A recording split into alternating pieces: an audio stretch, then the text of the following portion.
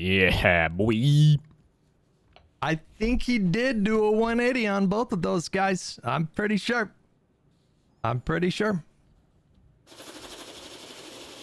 Why would you ask AI? Listen, the world's changing, buddy. The world's changing. I hear the railroads coming through any day now. But the world's changing, okay? And you can get really good answers from these models. I don't know why so many people are stuck in fucking 2023 on this issue. This shit is so good at finding that information so much quicker than doing like a Google search and clicking on all the fucking search results from a search engine. Globalize the Intifada, a real but limited shift. It happened first in a closed-door meeting, not publicly, at a partnership for New York City gathering of 150 executives at Tishman Speyer. Pfizer CEO Alberta Bourla, the son of Holocaust survivors, asked him to explain his prior defense. Partnership CEO Kathy Wild said Mamdani told the room he would discourage the phrase because it suggests supporting violence against Jews. After a conversation with a Jewish woman for whom it evoked a restaurant bombing. Public version. On NY1 with Errol Lewis, he said he now discourages the phrase, acknowledging that while some hear it as a call to end the occupation, for others it evokes violence against Jewish people. Reaffirmed in September 2025, asked by Sharpton whether his personal views on the phrase had changed, he said yes. From the river to the sea, no shift found. Okay, so he didn't move on that one.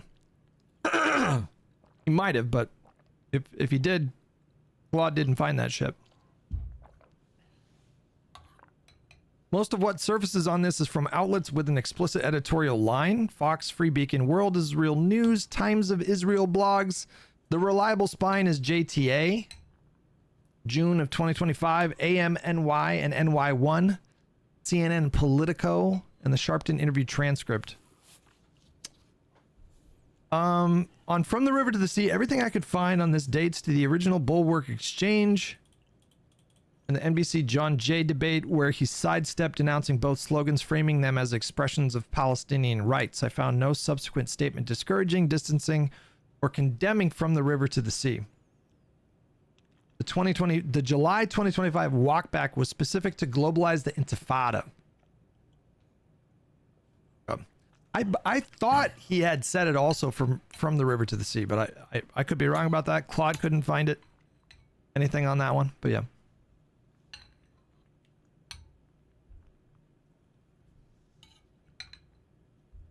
You can get good answers, but you can get really bad answers too. It basically summarizes the first few articles it finds. Listen, look, these models have changed a lot. Listen. A lot. Okay? If you're using Opus 5, like, you don't need Fable for this kind of stuff. Like, Fable is for the crazy... Oh my god, bruh. What? Like, he's talking about AI. I do. I want to hear. Coding Pokemon projects AI and all that uses, kind of stuff. Like Fable or analyzing, you know, like a document with 50,000 data points or something. But if you're using Opus 5 on high effort and you're asking it, like, really basic questions, it's pretty fucking good. Like... I can't think of many times where I used Claude, like the paid model, on high effort using Opus. It used to be Opus 4.8. Now it's Opus 5. Do you have Claude for your business? Where it spit out an answer and chat said that it was I think wrong. the middle one. Can you give me a key? It's oh no, I don't have no, not like that. If you ask it really simple questions, bruh. Pretty fucking good at giving you the correct answer. Are you watching the Joel debate or no? Yeah, let me finish eating. Okay, now you're gonna yell at me. Yeah, I am yelling at you. Give me a fucking break. Cause miscarriage BS. No, but that's not surprising. He's been doing vaccine stuff for a little bit. A fucking line. He's over here saying, "Well, that's why MAGA won. You're just like them." At Mr. Mouton, the shrug is also why the GOP continues to win. We are in an asymmetric war with a party that doesn't have Moutons. So you'd vote for someone who went on to Rogan. I would just gently encourage people. Gently. I would just gently encourage people. If you really think that you just can't rely on Claude, for example, the paid model, to give you Oh, he's accurate still information. on AI-ing? this. Pretty basic questions. I Just thought he was test talking it. about the video. Test it. One second. I have found for sure that Claude has given me bad answers on things. Like it's happened for sure. But generally speaking, Shut the fuck up, King pretty of fucking good. Suede. And so just test it yourself. Just ask it questions and I lost that league game. see I'm how it pissed does. off. And answering those questions, you know, I like was owning too. Hutch Destiny is speaking with Jola today. Oh boy, I'm sure it would be super sane and productive convo. I don't know, man. Things are heating up a little too much for me. It's getting a little too hot in here, you know. Whose podcast loaded this with thousands from vaccine denial, etc. The GOP continues to win. Well, when the GOP does win, it's because they're acting like how we want to act. Like, the way that you're advocating for us to act is not why the GOP won. I don't know if you're aware of that or not. Like, the issue is that we aren't willing to come together and support the candidate. I feel like it's the exact opposite argument that you're making, but is that a new account? It's like a month old, yeah. Based. Okay.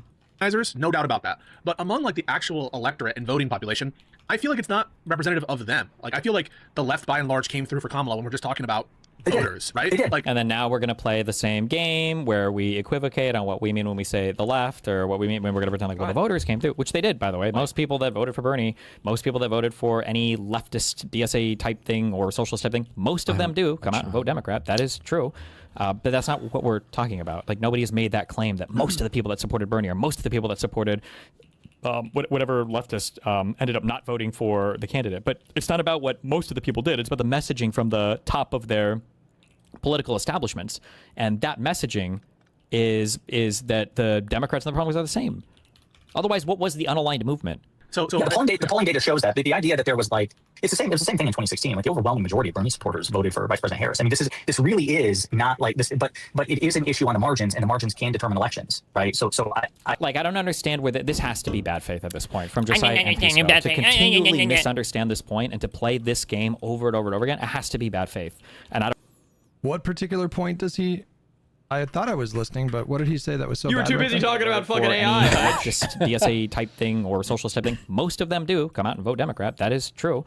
But that's not what we're talking about. Like, nobody has made that claim that most of the people that supported Bernie or most of the people that supported whatever leftist ended up not voting for the candidate. But it's not about what most of the people did. It's about the messaging from the top of their political establishments. And that messaging is that the Democrats and the Republicans are the same. Otherwise, what was the unaligned movement? So yeah, the polling data shows that the idea that there was like it was the same thing in 2016. Like the overwhelming majority of Bernie supporters voted for Vice President Harris. I mean, this really is not like this, but it is an issue on the margins, and the margins can determine elections, right? So I don't understand where this has to be bad faith at this point from Josiah and Pisco. To continually misunderstand this point and to play this game over and over and over again, it has to be bad faith. And I don't know if it's like a thing to get on some other larger streamer's good side or what. I don't understand how they can continue to. I'm a little confused because what I thought I heard Josiah say a moment ago was a bit of an acknowledgement that negative rhetoric can impact elections on the margins. I don't know. Maybe he's thinking about an older point that I don't. No, it's this. They act like this is a counter to some extent that, like, well, the majority of these people still vote for the Democratic. Yes, we know that. Nobody's ever said anything differently. Nobody's talked about that ever. Nobody's ever said anything besides that. Nobody has ever made a claim counter to that. But they always bring it up like it's some like big important thing to keep in mind. Ugh. Keep D's in mind, Hutch. Fuck themselves over this point over and over again. Nobody has ever claimed ever. he's saying Nobody has it. ever Good said job, the Dustin. majority of socialist identified people don't vote for Democrats. The majority of I see. Hassan's fans don't vote for Democrats. The majority of Bernie supporters. Nobody has ever made that claim. These guys have think of the straw, the poor straw that. Am I crazy? Is that not the point that Josiah's making? Am I crazy? it's an issue. aligned movement. So Yeah, the polling data shows that the idea that there was like it was the same thing in 2016. Like the overwhelming majority of Bernie supporters voted for Vice President Harris. I mean, this really is not like this, but it is an issue on the margins, and the margins can But it is an issue on the margins, and the margins can impact elections, is what he's saying here. That's exactly what he's saying. It's a worthless concession. Am I crazy, Chad? Am I What crazy? a You need fool it. Maybe you you are, should ask Steven. Opal's 12 or whatever. Opal's version 6.9. Yeah. What about that? Yeah, get No. Claude in the bag to say it for you, Hutch. Yeah. No, I'm just kidding. I'm trolling right now. I'm Am I, kidding is too, my but I read of hate this wrong? AI. Like that's Why? That's just I saying. It's just overwhelming majority of, annoying. like, Everybody progressive talks about it supported- like they got a fucking Pokemon card. Like, which Pokemon card are you using? Which fucking version? Just use your fucking AI and shut the fuck up.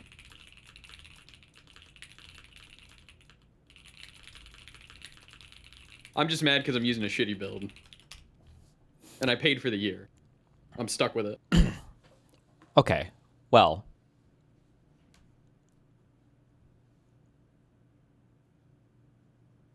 Let me just say this, okay? Oh, you're talking AI. Okay, got it. What do you? Well, what no, are you I'm gonna just saying say? the strongest arguments, okay, that you can make for AI tend to be concrete ones rather than kind of sweeping ones. So, like, I Yeah. think it's important to point out specific wins that are hard to dispute.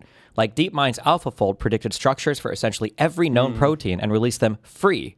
You got to admit, Mr. Moon, that's a real acceleration for drug discovery and biology research. AI weather models now beat traditional physics simulations on some forecasts at a fraction of the compute. Diagnostic imaging tools catch things that radiologists miss, especially in places with few radiologists. Right? Dude, we got to get our AIs to fight each other. That Yeah. would be cinema. Let's get them debating. Can I ask you specifically, what do you object to? Hold on, I gotta ask Gemini what I object to. Quote, I hate AI, end quote. When you say that, Mouton, it usually means something specific. Like, are you a musician? Or did you get laid off? Or are you watching a friend's writing get scraped? If you tell me which one of these things in particular is impacting you, then I'll be able to give you a more persuasive argument specific to your request. I'm thinking, hold on. Okay.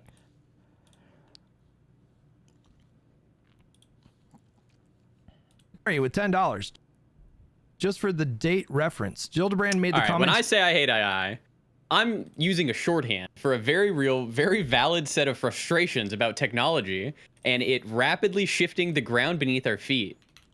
I don't, so like the erosion of source truth, the flood of noise, when you value rigorous, deeply sourced reporting from outlets like the AP, Reuters, Bloomberg, or the Financial Times, then its current trajectory is infuriating. AI is increasingly used to pump out unsourced content, authoritative-sounding hallucinations, and SEO spam. So my objection is likely a reaction of an ecosystem that makes it harder to find reliable human-verified facts.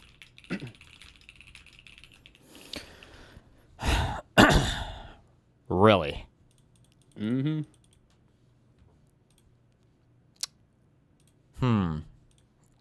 This is thinking. the future, by the way, guys. Hold on. Okay. Let me make sure I've got this right. You hate AI. AI is soulless, derivative, and a plagiarism machine that flattens human thought into a statistical mush. You've been very clear about this. And now you're feeding my arguments into one and posting whatever it hands back.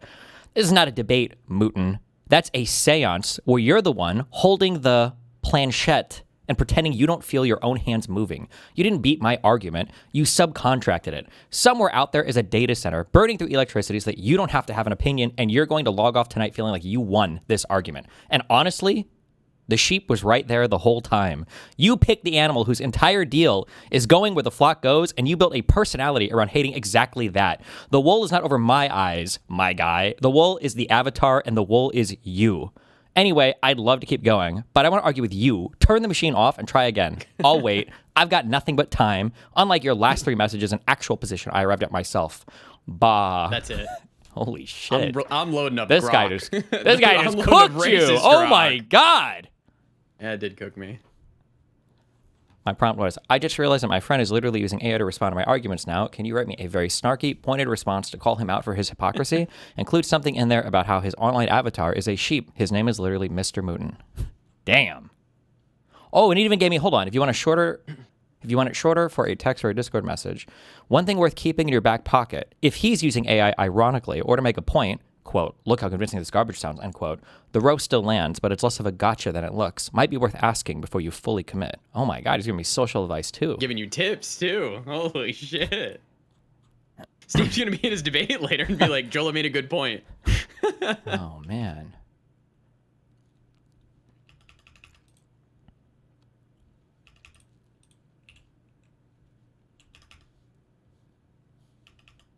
You just take for granted the number of Stephen supporters, Democratic voters, liberals are just going to go ahead and support him, which honestly, It would be easier if Destiny wasn't Fucking banned on Twitch. True. That's the point. We could just have these conversations. I mean, I could turn the Twitch stream off and try to have a conversation with him. Probe him a little bit on his positions here. You know, on balance of probability is probably true. Like the truth is he probably doesn't, you know. We could do that. Like, I'm just saying, we could do that. We could do that. it's not guaranteed that he will lose if he doesn't like bend over backwards to court Haley voters. Yeah. Just because we tend to close ranks. Yeah. But the truth is, like, if anybody's going to need to make concessions in this particular race, it's going to have to be The left, like, yeah. Abdul is going to moderate. Abdul is going to, you know, drift towards the center. And we actually see it already with, in the past 24 hours, not just in terms of his rhetoric and how he's talked about, you know, Haley Stevens and her supporters mending fences and building bridges, but also, you know, Chris Hayes tonight on MS Now hit him with that quote by Hassan that's gone viral. And you can just see it on Abdul's face. Like, he's like, I just want to strangle that motherfucker. Like, you can see it. And he basically, he's like, listen, he's a streamer. He's entitled to his view. That's not my view. My view is that we need to build bridges and mend fences. And that's what this campaign is about. We don't need to cancel Thanksgiving, and we don't need to do 9/11. Right. And I think, I don't have the quote on me, but I do think, like, there was a follow-up about, like, will you campaign with him or something like that? Could be hallucinating. He's like, you know, I'm really focused on winning the general. Suggest. Wow, what a crazy solidification there of where he stands on it. Thank you so much. True, nice. I'm just a politician. I don't know about what this other guy said that has shown up with me the day before my. Is he listening on 2 times speed or is this 1.5 times speed? I take fucking. I feel like he trolls the listeners. He's trolling me. How can you guys get mad at me talking about audio? Who's that guy? I'm on 60 milligrams, guys. I'm on 60 milligrams of Vyvanse, and I fucking can't follow. That's a these lot, 1.5 no? times speed. What is? 60 milligrams of Vyvanse? Mamdani, he's going to have. Is it? Abdul. That's my prescription, baby. Hell yeah. To try to court the votes of Haley Stevens supporters and just other Democratic voters and as many people as humanly possible. And that's always the case. Vice President Harris had that obligation. You know, when people say The max sometimes we dose get is mad just at us when 70, we so get yeah, frustrated, I'd like, say well, that's a Harris had an lot. obligation to win people over. That's true, right? The candidate. Maybe. The candidate's I don't job. know. I don't know why, but I feel like the max prescribed dose for Adderall, or I'm sorry, the max prescribed dose for Vyvanse is 70. I feel like the 70 Vyvanse to me feels like a 20 Adderall XR to me. The 60, I'm sorry, the 50. 50 to me felt about identical to a 20 milligram of Adderall XR. Vyvanse goes up to 70, but I think you can prescribe Adderall probably XR go up to like 80 or something. Or somebody said 40. I feel like I've seen more. I feel like I've seen Adderall prescriptions past 40. What is the max? What is max Adderall Ask your dude. XR prescription? Oh, true. Oh, I gotta Google this one. Oh, it says the max recommended. Oh no, that's IR. Speak to me, Stephen. What? Your machine. He yearns for you. Shut up. Fuck, I don't know what the maximum prescribed dose is, but the yeah, technically the when you're measuring the milligrams, you're measuring the molecular weight of the, I believe it's the active part of the drug or something. And because of, in Vyvanse, the way that they make the drug work is with the lysine attachment, but for Adderall XR, the way that they make it work, the way that they extend it, is by coating the capsules in something, but that coated thing doesn't count towards the milligram weight of the drug. So technically, yeah, 20 milligrams of Adderall XR is going to be a lot more potent than 20 milligrams of Vyvanse. Jesus. Is to persuade people to turn out for him, her. And Here, it's the same debate about is blue no matter who valid, and you know what are the limits of blue no matter who. None of these. Hold on, I'll watch conversations Mouton's have debate last night. I ever just finished been my emails. productive. They've never led to anything productive. Okay, I still have my own personal philosophy. I'm still generally gonna. It's just really difficult for me to imagine not voting straight ticket Democrat for the foreseeable future. I'm unwavering on that. But what Somebody emails me. Hey, Steven, I heard you talking a bit about California SF crime recently. Wanted to offer some slight context and some corrections. You're talking about like the change in like the $950 shoplifting threshold for felonies, blah, blah, blah. His final sentence here is funny. As someone who shops at one of the most shoplifted Walgreens, the simple answer to petty theft is hire security guards, give them telescoping batons, a taser, and qualified immunity. Okay. value is there for me to like to try to make the case for other people. Like it just doesn't, nothing good comes from it, you know? And it is just like so obviously the case that people like Kyle Kalinske, I think he's the best example of it. He's the most extreme example of it, okay? Because Kyle he's had a long career. He's been doing this, covering politics for 20 years. And for as long as I've known about him, he's never, ever, ever, ever been a blue no matter who person. He's always been one of these guys that was making a case against the Democrat in the race, or the establishment moderate Democrat. He Is there a place honestly, on like, Twitter where you can see you can get a count for how many accounts you blocked? I'm so curious what I'm up to. Oh, that's interesting. and he did play into the, she literally did a genocide stuff. And so, and then just like 3 months into the Trump administration, he wants to turn around to liberals and be like, what happened to blue no matter who? It's just like, so it's just, why do that? Why give them that kind of ammunition? It's just way easier to just tell them like, okay, don't vote for, don't vote for Newsom. So yeah, do your thing. But like, that to me just seems like the better alternative here, And then that way, 2 years from now, when they do it again, when they do the like, what happened to blue no matter, when they do that again, it'd be like, hey, I never told you had to vote for blue, bro. Like, live your life. And we can stop doing this fucking merry-go-round. It's just so pointless. Jesus. Maybe you're saying something else like, Yeah. You're not a go for it, captain, sorry. so. What? We're not what? You're not a captain, so. How can you know? Well, no, I think this is worth talking about. Like, vote blue no matter. Like, I think like these kind of conversations that Josiah and Pisco are having where they say, like it has to cut both ways, right? It's like, to me, you're like, when you do that, you're just giving oxygen to disingenuous people like Kyle. You're just playing right into their bait by doing that, in my opinion.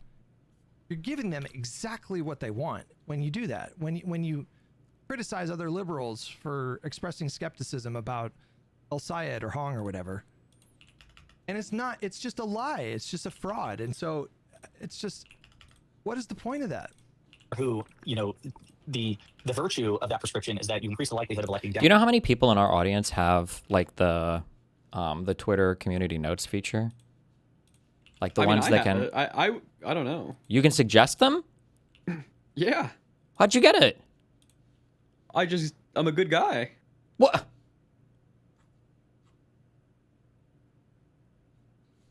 Democrats, and Democrats are, as a general proposition, better Yeah, I can than write community Republicans. notes. And the truth is, the cold hard truth of it is that the blue no matter who works, even if only a certain percentage of the electorate subscribes to it. So Not if you selectively subscribe to it. This is just an exploit. It's just an exploit for how I don't. Okay, this is a foundational argument. If Jonah is listening, he can start thinking of counters to this now, because this is what everything is going to rest on. You cannot work with people who are not willing to work with you in the same manner. If you are not willing to, I don't want to say unconditionally support the other person's candidates, because there is a limit, right? If I were to say, oh, actually, we welcome Liz Cheney into the party and we're running her, now you have to vote blue no matter. I don't think I would expect everybody to come along with that, right? But to some extent, you have to be willing to conditionally support each other's candidates. If you're not willing to do that at the same level, then you're not in the same political coalition. You can't have those people in. That's my starting point. And then you have to argue out of that. And you can't make pragmatic whatever bullshit. You have to argue your way out of that, like to actually overcome that argument. Yeah. Fair. Who's there? Your political movement will be treated. We will always support the candidate as long as the candidate aligns with us in a small area. And then for the large people, well, you guys will always support the candidate. All you are doing is creating a ratchet effect where they understand that when it's a candidate they don't like, then they won't support him. And when it's a candidate they do like, they will support him. And then we have to do this no matter what. I mean, he's just right about that. Let's be honest. He's just 100% right about that. Rhetoric only benefits those people because they know that no matter what their actions Yes, are, they can that's create an true. environment where it becomes EV positive to always support their candidate. Because Like, when do they ever get heat, right? Like, yeah. they'll support theirs, but they won't support yours. So I guess we have to support theirs because they won't support ours, and it makes theirs more electable. Like, this is a ratchet effect. I don't understand how this is so difficult to understand. yes, ideally, not just for, not just to maximize the efficacy of vote blue no matter who, but also I think for just a personal sense of justice. We want everybody in the quote-unquote coalition of the left, whatever we're calling it, the people who are from never Trump Republicans all the way to, AOC and Storm Donnie, whatever you call that group. We want everybody to get on board with the idea of vote blue no matter who. But even if people betray the principle, those of us who adhere to it regardless, those of us. If people betray the principle is no longer a principle. If applied selectively, it's just a way to attack you. Like, if I It's a weapon. Yeah. It's a weapon against libs. Yes. Yes. found out in the United States that half the country, for some reason, like opted And it's like a fraud. It's a fraud. It's bait. It's just it's games. They're playing games. Can you pull up the voting polls for Wisconsin? What the sheet? That's like I'm pretty sure that's foregone. No. No, No. Oh, he's just trying to get me to stay here tonight. Shut the fuck up. I don't think it's over. So that's what it is. Tax code, but just like wasn't paying taxes and there was no penalty. Like they were on paper supposed to and they just didn't. Well, fuck that. Why the fuck would I pay taxes? That's not a. And like, you know, the Abdul El Sayed race, and they unpacked it a little bit in this conversation. The situation with Abdul El Sayed right now and the institutional support that he's getting from Democrats at the highest fucking level of leadership within the party just utterly demolishes the left's narrative that the establishment would rather lose to Republicans than support a progressive. It just utterly demolishes it. He got endorsed by Kamala. He got endorsed by Schumer. He got endorsed by Gillibrand, I think. He got endorsed by Haley. He got a call from Barack Obama, which is not necessarily an endorsement, but when Obama makes a call like that, he knows it's going to leak to the press. And so the whole point is that it's a signal of support. And, you know, Obama did the same thing with Mamdani after he won. And it's like, it just utterly demolishes their whole fucking narrative that the establishment would rather lose to Republicans than help progressives. And they just like, instead of acknowledging that and celebrating that, they're still playing these stupid fucking games and lying about. They just ignore stuff like that, and they just keep repeating the claim that, you know, the establishment would rather lose to Republicans, right? Morally virtuous thing to do? Or am I just saying right now, we think the taxes should be increased? I'm not going to volunteer extra money. No, make it a law. You have to do a thing where, like, everybody has to be playing by the same rule set. Who adhere to it regardless, but it's not a zero-sum game. By hearing you vote no matter who, even when others don't, you're still increasing the likelihood that Democrats get elected. Now, again, It's not about if Democrats get elected. It's also about what a Democrat is or what it means to be a Democrat. What are the chances you think that Kermie is more blurred and alt? Is it though? Kermie? Just because they don't live by their principles doesn't mean Oh, we should live by our principles. People Kermy. don't pay for This the bus guy, I all the remember. time, He was in but I my still brain. do, because I think it is the right thing to do. People don't pay for the bus. They get arrested or they get fined. That's a law. You have to do that. If somebody catches you not doing it, you'll get in trouble. Would you still pay for the bus if we decided arbitrarily there was some group of people, if you're over 6'2", or if you're a woman or whatever, you don't have to pay your bus fare, and it was just like a randomly arbitrary thing, or not that we decided that those people just didn't? Like, no, there's no virtue in acting independently if you need everybody to solve a problem. There's no virtue in that. Pretty girls don't have to pay for drinks at bars. True. maximizing the efficacy and the range of it. That's where you want everybody to get on board. But no, it is not a zero-sum game where if the left doesn't do it, it's bad for liberals to do it. If electing Democrats is something you consider to be good, then you... We don't. And now you have to torture like what they mean ontologically by the terms or semantically. What is the semantic content of the word Democrat, right? Did you see the Trump Air Force One thing? If Nick went The Trump Air Force One thing. No. Link. Oh my god. Lakers, go ahead. Shut up, Destiny. Okay. Also, Link the sheep. Link is sheep, Nin.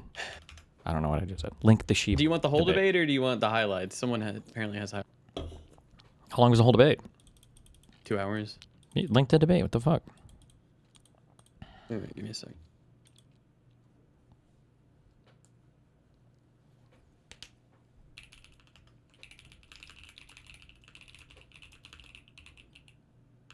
Also, pre-order Star Wars Zero Company. It releases August 27th.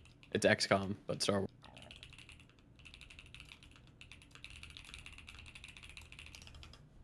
It's not an ad.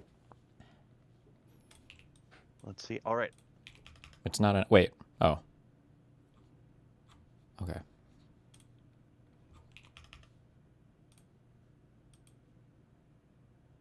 Wait, what? Hold on. I'm sorry. I didn't hear anything you just said. What? Say that again? I was telling you to pre-order Star Wars Zero Company. It's Star Wars XCOM game. Oh. So you get skin. Trump boards Air Force One.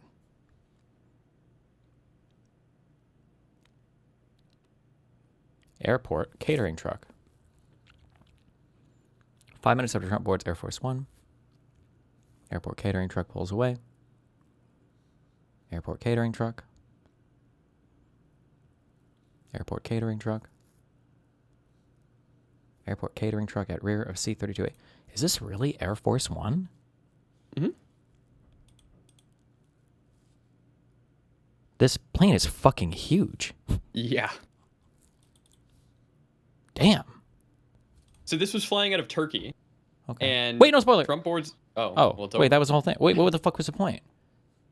So Trump was snuck out in that catering truck, and then he had all of the regular media people / all the regular people who were supposed to be on that flight fly that flight, even though there was like a security alert that like the flight was maybe going to be shot down. The Washington Post reports that an Iranian assassination threat prompted a secret presidential extraction from Turkey last month, with Trump secretly transferred from the legacy Air Force One to a C-32A, while the White House publicly maintained that he was on board the Air Force One. Trump reportedly left the 747 via an airport catering truck and boarded the C-32A, which flew to Britain under the call sign Reach 18. The Legacy Air Force One, carrying journalists and staff who believed Trump was aboard, served as a decoy and continued to Britain under the AF-1 call sign. The immediate reason was a credible Iranian threat against Trump or his aircraft following renewed U.S. strikes on Iran.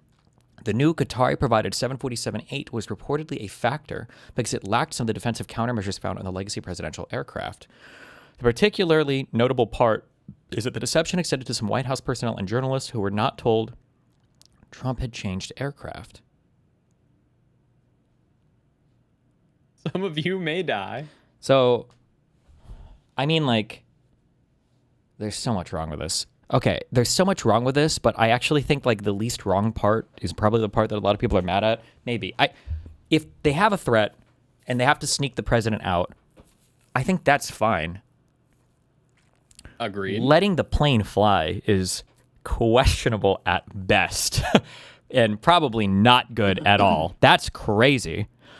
But the really broad bad thing about this, and the reason why everything in this administration is so fucking wacky, is why are you flying a plane around over near a country that you're engaged in a quasi-existential war with, and then you randomly start launching attacks again at that country?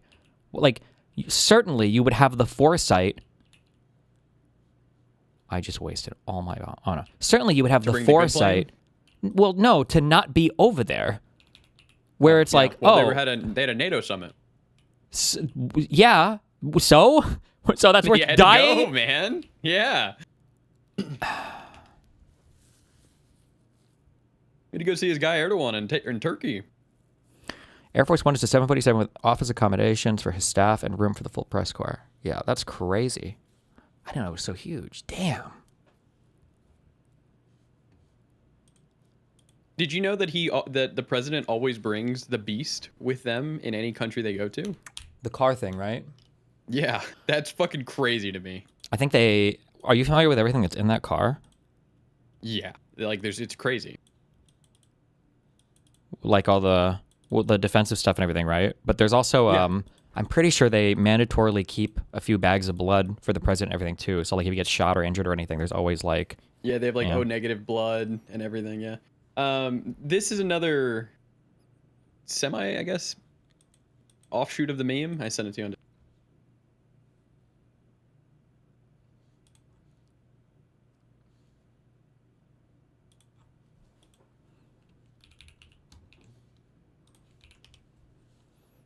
Do you know why they had us close our window blinds? That was unusual. Well, yeah, because you're, probably on a dangerous flight because of the sleaze bags that we have to deal with. So you think that Iran was possibly thinking of targeting? Well, I mean, if they asked you to close your windows, probably they feel that way. They didn't ask me to close mine, but if they did, I would have done it. These are sick people, so I could see something like that. I didn't know they did that, but I could see something. Were you aware of any credible threat by Iran against Air Force Well, I have One? a threat all the time. I'm number one on their list. Number one. Before you. But if I go, you go. Right? But was there a specific So threat today? perhaps someday you want to change professions. Oh my God, bro. not on that particular day, I guess. By David Pakman, content. I know I always play this. I'm sorry. Just number one. Okay. I am the number one Brian Tyler Cohen hater. Sometimes people will put like they'll hold a camera to get a shaky cam effect, right? Mm-hmm. They do digital shaky cam. It's very obvious, meaning that they shoot wide and then they digitally move the frame rate to make it look like it's being held by a person. It drives me crazy. I hate this effect. I'm joined now by David Pakman, I hate this effect. Content creator and the author of the new book, Pay Attention. Hold on. Actually, forget everything I just said. This is a real guy holding it this time. I thought they did it digitally. Never mind. Now, I'm his number one fan because I think they actually got a guy to do it because of all my complaining last time. I take credit for that. I'm joined now by David Pakman, content creator and the author Good job. of the new book, Thank Pay you. Attention. How I the love algorithms Brian Tyler and media Cohen. wars These are my two favorite Jews, except for you guy with Parkinson. Are suppressing truth up. and rewiring your brain. David, I want to get into the book in just a moment, but first, there was some big news that broke about how Donald Trump had said that if Republicans have a poor make of that, this populist change. Yes. You only notice it when it's shitty. If they did it good, you wouldn't even know it's digital. I don't think that's true. Like, there is a difference between looking at a picture and then moving like your view over the picture versus having an eye that's like moving a little bit. I don't know how to explain that, but it's different.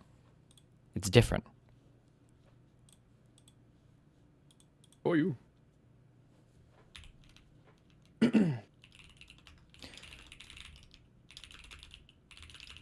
I heard you're going over to Darius's.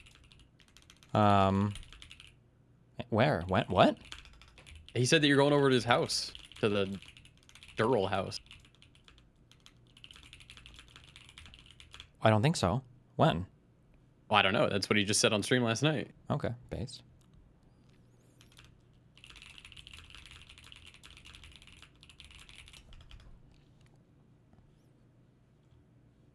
"70% divorce. The truth no woman tells." 69% of divorces are initiated Oh yeah. by women. 80% of custodial parents Steve's divorce. are mothers. Ooh, and yeah. 90% of those decisions are made before a judge ever. He was studying how psychological terms had changed their meaning slightly over recent decades. Not slang, not casual usage. These panels, so sloppy. Who built this set? You either needed to buy longer panels or you needed to move these up. I can't believe you had such an obvious cutoff. Apparent. They're all atop here. That's amateur hour, dude. Oh, you weren't here when I built the one downstairs. Dude, I bought a saw because I wasn't going to buy a power saw because it seemed like overkill, so I just bought like a hand saw.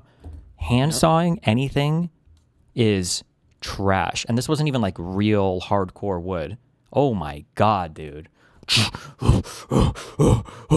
Holy shit, that was agony. And I had to build that set in like 2 days because I didn't ask Dan permission first, so I had to change all of it so it looked good by the time he showed up so he wouldn't get too mad. That's smart. It's good business. Where are we doing the midterm stream? You got an area in your place?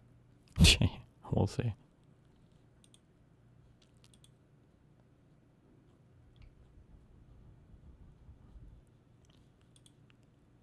What the fuck, bro? Who all was on the plane? Is there a list of people? There's a bunch of media people. I don't Just know media the people? list. I thought I saw somebody saying there were cabinet people on there too. I know Pete Hegseth wasn't on there. Wait until you see who Trump left on Fallout AF1. from this is unreal. Holy smoke. You know who's having a bad morning? Marco Rubio, Scott Bessent, Stephen Miller, and Matthew Whitaker. You want to know why? Because Trump picked the valet and the printer.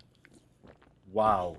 The fallout from this is unreal. Wait. Holy smoke. You know who's having a bad morning? Marco Rubio, Scott Bessent, Stephen Miller, and Matthew Whitaker. You want to know why? Because Trump picked the valet and the printer. I've never heard that before. Pick the valet and the printer. Their nicknames. The valet and the human printer. Oh. Who is that referring to? One's Hegseth. Don't know who the printer was. Is he considered... Human printer is the girl, the bitch that types his tweets. That makes sense.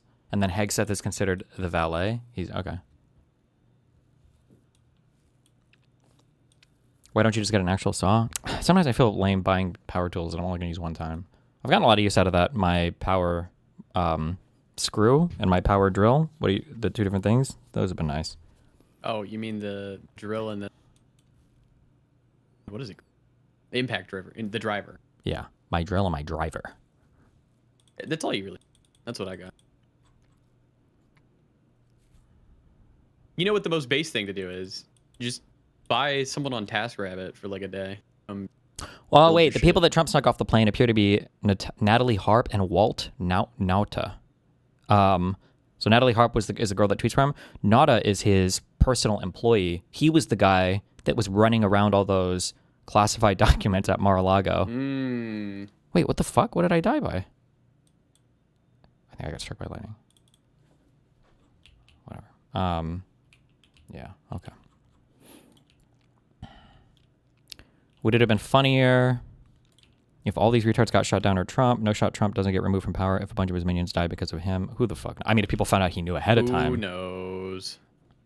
Well, that'd be pretty bad. Who knows? Okay. He would have just blamed the pilot. The pilot doesn't feel like it's safe. You shouldn't take off. True. So we're going to get started here. We're going to play the intro. We're going to do a little introduction, and then we're going to get into a little game we play called Straw Man, Steel Man, and then we'll get into the conversation. Sweet. Sounds good. I'm going to broadcast the show intro so that you can all savor the vibes.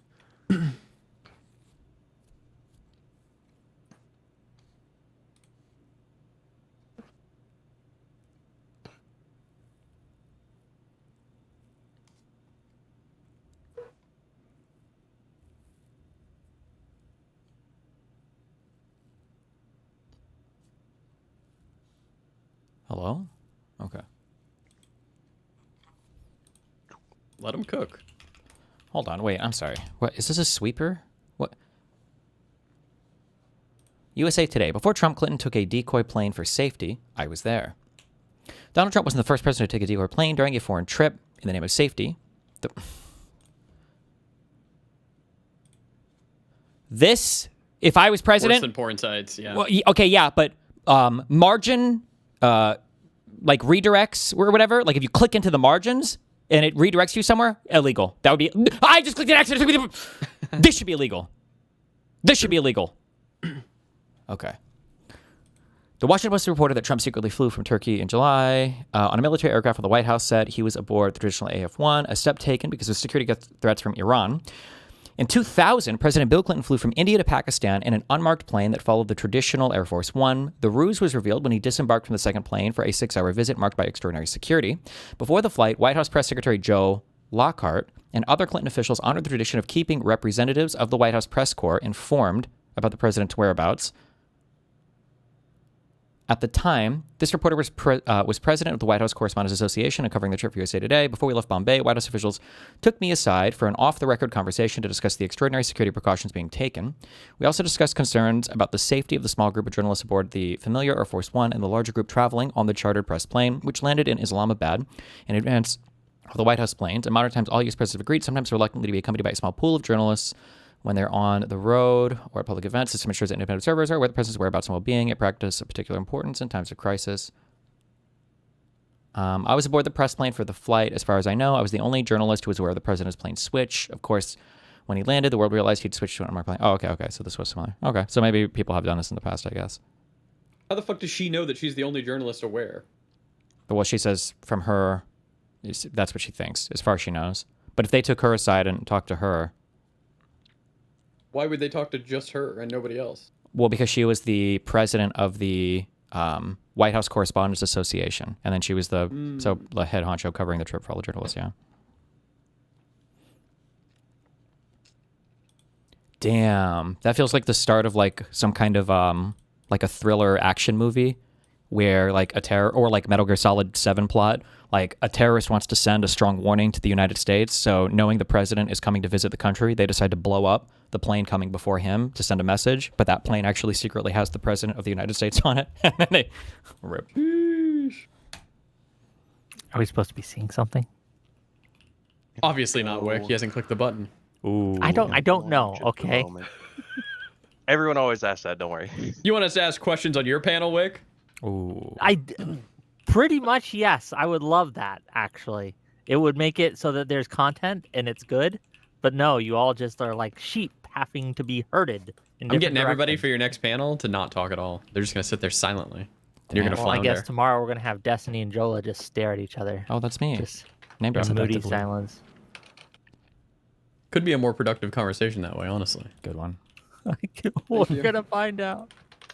We'll make the same faces that Francesca Hong makes when she does interviews. Just like no words, just only expressions. Self-expression and the right to self. Do I need to watch this? What is this? Just the opening. No, this first part is not. Wait, who? I thought this was like a Wick debate panel. Is it somebody else hosting it? It's somebody else hosting it, yeah. Okay, base. I'm your host. Good evening, and welcome to the show that Tom Foolery predicts will be off the internet within a year's time. It's the Marketplace of Ideas. I'm your host, Kyle Smith, and with me... Okay, at some point, after I've beaten Victoria and I'm less lazy, do you know anything about Tom Foolery? No. Do you know who he is or anything? No. I feel like I don't know how, and I haven't followed it close enough, but I feel like he seems like a okay guy. I don't think I've ever actually heard anything about him, but he's like one of the most like hated, targeted people in the space for some reason, and I don't know why. Who is he? He's just like another like lib, online commenter guy. Yeah, I would say he's probably lib, but I think he was like the target of a lot of those snarker people because he was kind of adjacent to those communities, not like friends with them or whatever. But there's like so many weird, crazy things that I feel like some of these communities have said about him, and I feel like they've kind of like poisoned the well on a lot of things. Yeah, no, I've never heard of him. Yeah, he's interesting, but yeah. As always, is a man who's trying to infect this liberal bastion with his own particularly cringe brand of communism, James Vagabond. That's right, Kyle. I'm James Vagabond, and I am a damn dirty communist. However, Do you still prescribe to the notion of not fighting battles on too many fronts like different communities? Yeah, in general, you shouldn't. Yeah, it's not good generally. Get compounds really quickly. Seems I'm not the damnedest nor the dirtiest, which is why I've prepared the following statement. Before we get started into the meat of this conversation, it is pertinent for me, as an avowed communist, to clarify my place in all of this. Let me be clear, I am not now, nor have I ever been, a member of the DSA party. But more importantly, I've always been an enthusiastic and staunch supporter of the Democratic Party, perhaps even especially when in dialogue with the far left. For almost a century now, since Franklin D. Roosevelt, the Democratic Party has been the premier party for based, freedom-enjoying patriots. The New Deal represents the modern recognition that we as a society supremely benefit from proactively affirming our shared humanity and providing the means and protections by which we are truly able to not only pursue but actually attain happiness. We were the party that witnessed the economic devastation of the Great Depression, witnessed a society of hard... There were two things that caused the Queeman Chud Logic. Oh, there were two things that caused the Queeman and Chud Logic crew to come after him. One, it came out that he was making ults to come on r/Destiny. Tom says it was his sister using the same account. And then there was a thing that had to do with like him banging somebody and then feeling like he was cheating on them or something that blew up into a huge drama. But then there was also now he says his sister was at his house commenting on an account on Reddit, and it wasn't him on another account. No way. I don't know what the truthfulness of that claim is, but I also don't care that I don't think it's like that big of a deal. I mean, like it's cringe, but like that's it. Sometimes I feel like people, I don't know, like is that really enough to hate somebody forever? I don't know. It's not like if he was making him, no. What? Yeah, I think like when you read the comments, I feel like they were like kind of cringe, but it wasn't like he was out here saying like she's a fucking whore and this guy's a pedophile and that Tom is the only good. It was usually just like accounts that were like, oh, Tom is what was the meme, like Tom is tough but fair, stuff like that. But, yeah, I don't know. Working men and women standing in bread lines or broken from industrial labor, of the elderly languishing under the weight of inflation, worked to the bone until the day they died. We witnessed that and said we can and must do better, and struck a grand new deal in society on behalf of we the people. Then, when America was finally ready, Oh, brother. Okay, you posted the same comment yesterday. I don't know who this person is, though, so I didn't engage with it. I don't know what you want me to say. Snarker CCs. They make exclusively snark drama content, getting paid trips by Russian government. I don't know who these people are. Do I? Yeah, I had no idea either. The American left is finally waking up to Russia. Even the most anti-Israel Democrats in America are strictly pro-NATO and support war with Russia. No Democrat is anti-war. Midwest independent state media. That's kind of weird. Look at that. You're getting watch ads. It's nice. Yeah, I'm done with that. No more watches in my life. Democratic Party threw off the residual chains of slavery, banishing the Jim Crow apartheid state, enshrining and protecting once and for all the rights of all races to equally partake in the fruits of liberty. That is the foundation, and those are the values upon which our Democratic Party stand. And it is those values we must each represent in order to regain the trust. Sorry, fuck. Last pause. Okay. I know there's some weird shit going on with Tom and that Sulfur chick. I saw a clip and it seemed really weird from Tom's side, but I never looked into it. Tom told her to take her shirt off. So I don't know if you're aware of this, but Sulfur, that is my wand. That, like, this is my rule, and, you know, hopefully I don't have any major fuck-ups on this, but, like, my rule is that if there's, like, a weird accusation on somebody, when I say weird, like something having to do with sexual impropriety, if it takes me more than, like, 1 minute to see what the wrongdoing was, I think they're bullshit. And when I say bullshit, what I mean is, like, there was some kind of either, like, awkward misunderstanding, or it was just, like, an awkward, you know, relationship thing. If it takes you like 20 minutes to explain why somebody's being like creepy, sex pesty, perverted or whatever, and it's not like immediately obvious like what the wrong, it just feels like a bunch of like weird online drama mongering to me, and like that's usually how I feel about it. And it is those values we must each represent in order to regain the trust of the people. And with that, welcome once again to the Marketplace of Ideas, the show that brings good faith and good fun to political debate and cultural discussion. The show some have called the sloppy thirds of online political culture, and frankly, I think that's fair. We here at the Marketplace of Ideas strive to steal the very best ideas from this corner of the internet and pass them off as our own. And here today with us are some of the distinguished pundits whose ideas we've been stealing. Returning once again, against his better judgment, we have champion of liberalism and free speech, Wick of Wick TV. Welcome, Wick. Please introduce yourself to the world. I'm Wick from Wick TV, champion of liberalism and free speech. Sounds about correct. And joining us for the first time, we have Mr. Mouton, a gamer bro turned protector of democracy. Tell those who don't know you a little bit about yourself, please. Skip the next like I'm a guy 10 who's minutes. getting into politics. Skip the straw man shit. Why would you wait to talk until you talk, and now I don't know who's talking? Skip the next 10 minutes. When I'm watching, skip the next 10 when I'm minutes. watching clips with you in it, you need to activate the voice changer so that I know who's who. Get on it. Okay. Tell those who don't know you a little bit about yourself, please. I'm a guy who's getting into politics, and I do a morning show every morning at like 7 a.m. Anything else? Yeah, that's it.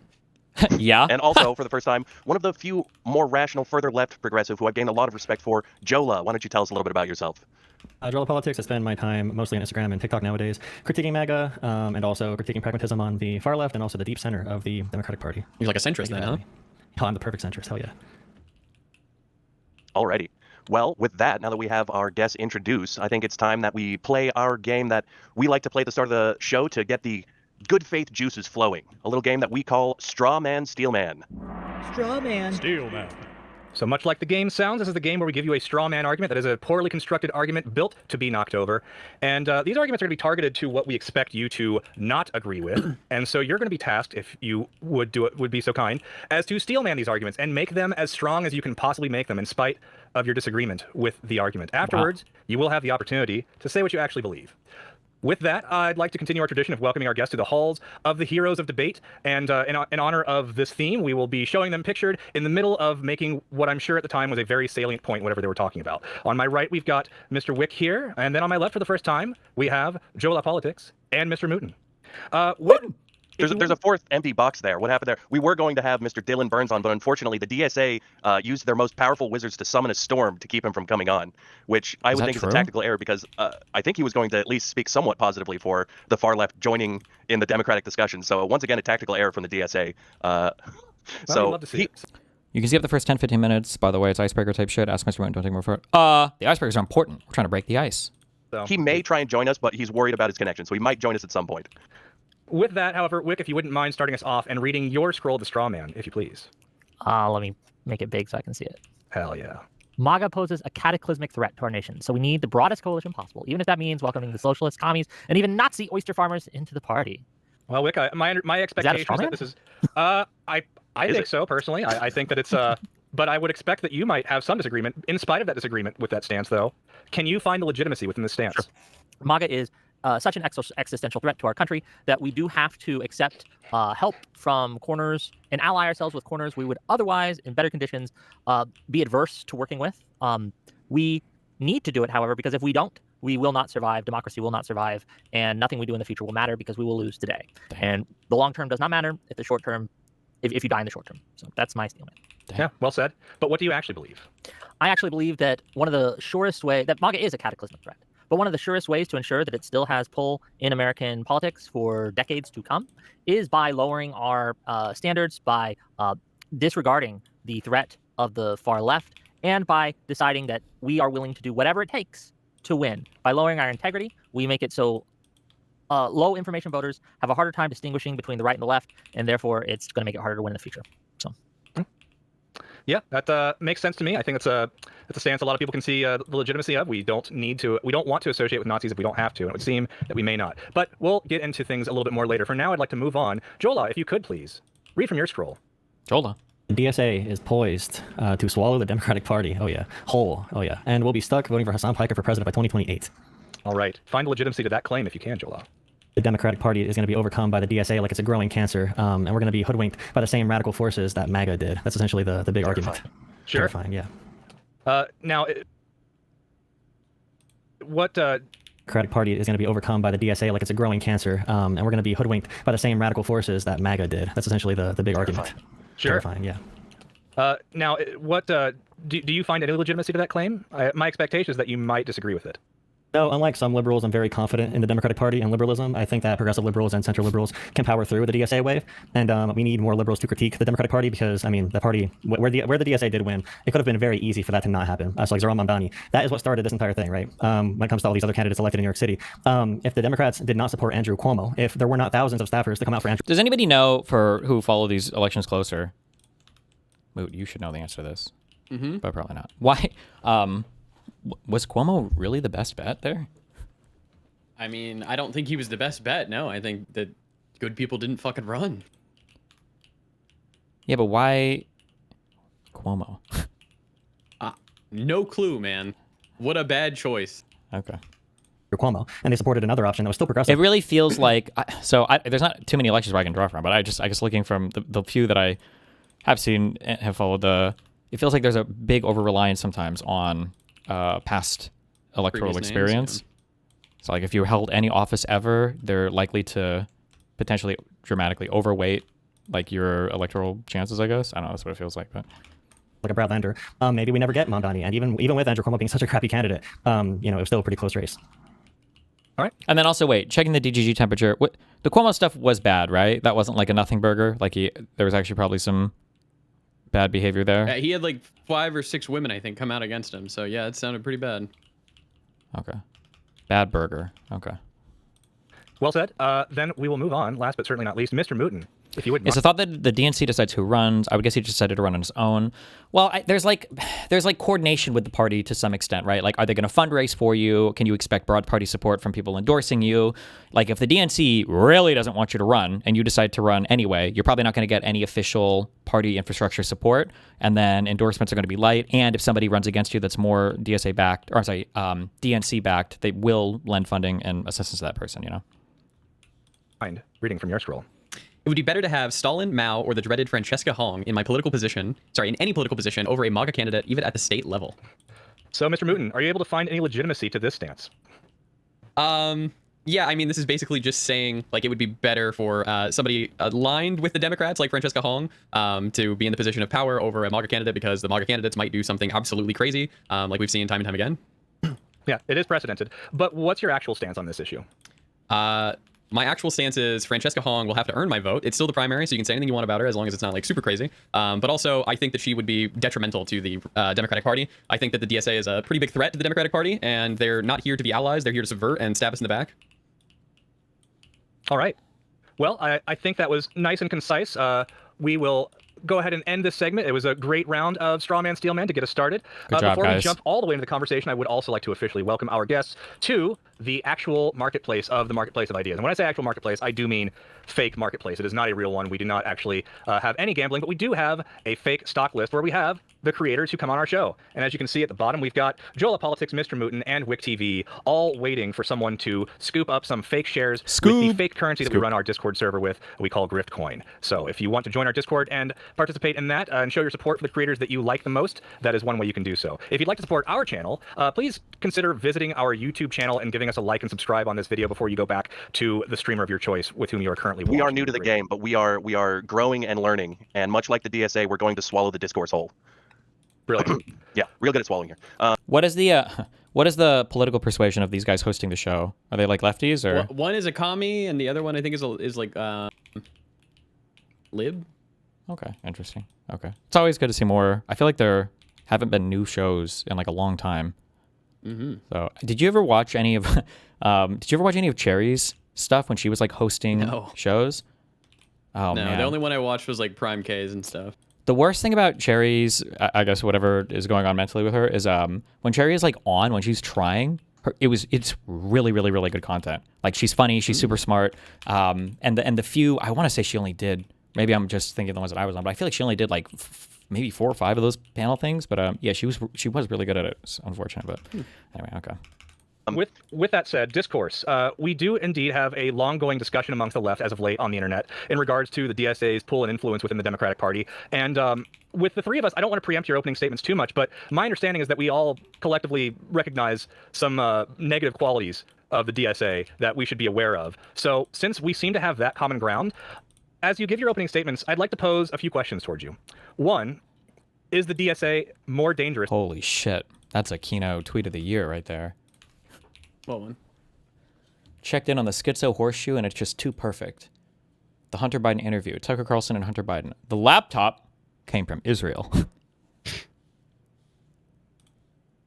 that make sense? Israel would definitely prefer Trump to Biden. Would they? Yeah, 100%. Oh, because Biden, he can't be duped. No, Trump is a massive Israel dick suck. Oh, wait, hold on. The FSB guy who lied about Biden is Israeli, by the way. Wait, was he? Is he? Oh, shit. Hold Maybe on. it is Alzog. My Hamas appreciation is... I'm trying to think, would the Mossad do that kind of thing in the United States? So it was a bird who dropped the laptop into the chimney. Well, the information that was being traded on in Ukraine was already available. Or I'm sorry, that was in the laptop was already being traded on in Ukraine, so it was already available. There's nothing like a priori that makes this immediately impossible. Somebody already hacked like the laptop? Yes, that's one of the big talking points against that laptop was that all the iCloud, all the information, everything on there was already being kind of like trying to be sold in Ukraine months before Giuliani ever got his hand on it. So other people could have theoretically gotten that information, planted it on a laptop, and then dropped it off.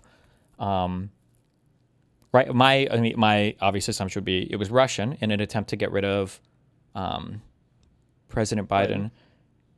I mean, technically,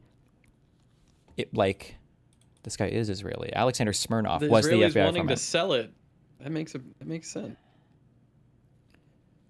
This was the guy who basically started the the Burisma conspiracy shit.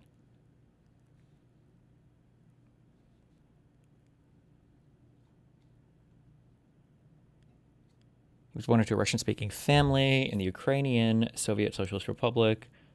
Was raised speaking Russian. They moved to Israel in '92. There was a big Russian exodus, or is that what you call it? Exodus? Not diaspora, from, or not a Russian Jew flight of people after the fall of the Soviet Union to Israel. Became an FBI informant by 2010. Lived in California for 16 years. Moved to the U.S. in 2010.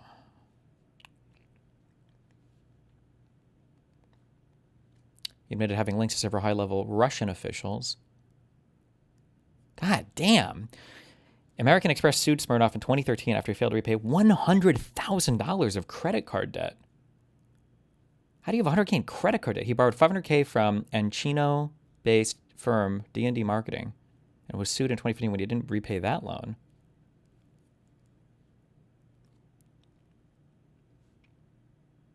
He was a dual U.S.-Israeli citizen and had both an Israeli passport and a U.S. passport. Both were seized by the FBI.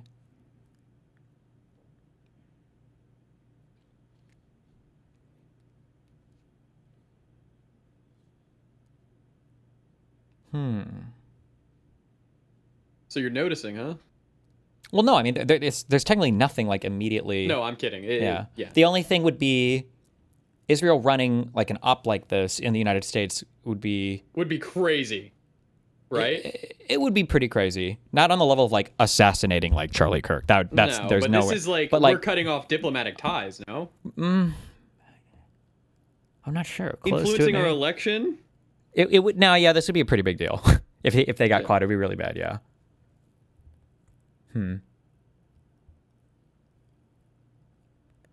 Okay. Interesting, but okay. Yeah. I don't know. There need to be thing more that I would have to information think about it, but yeah.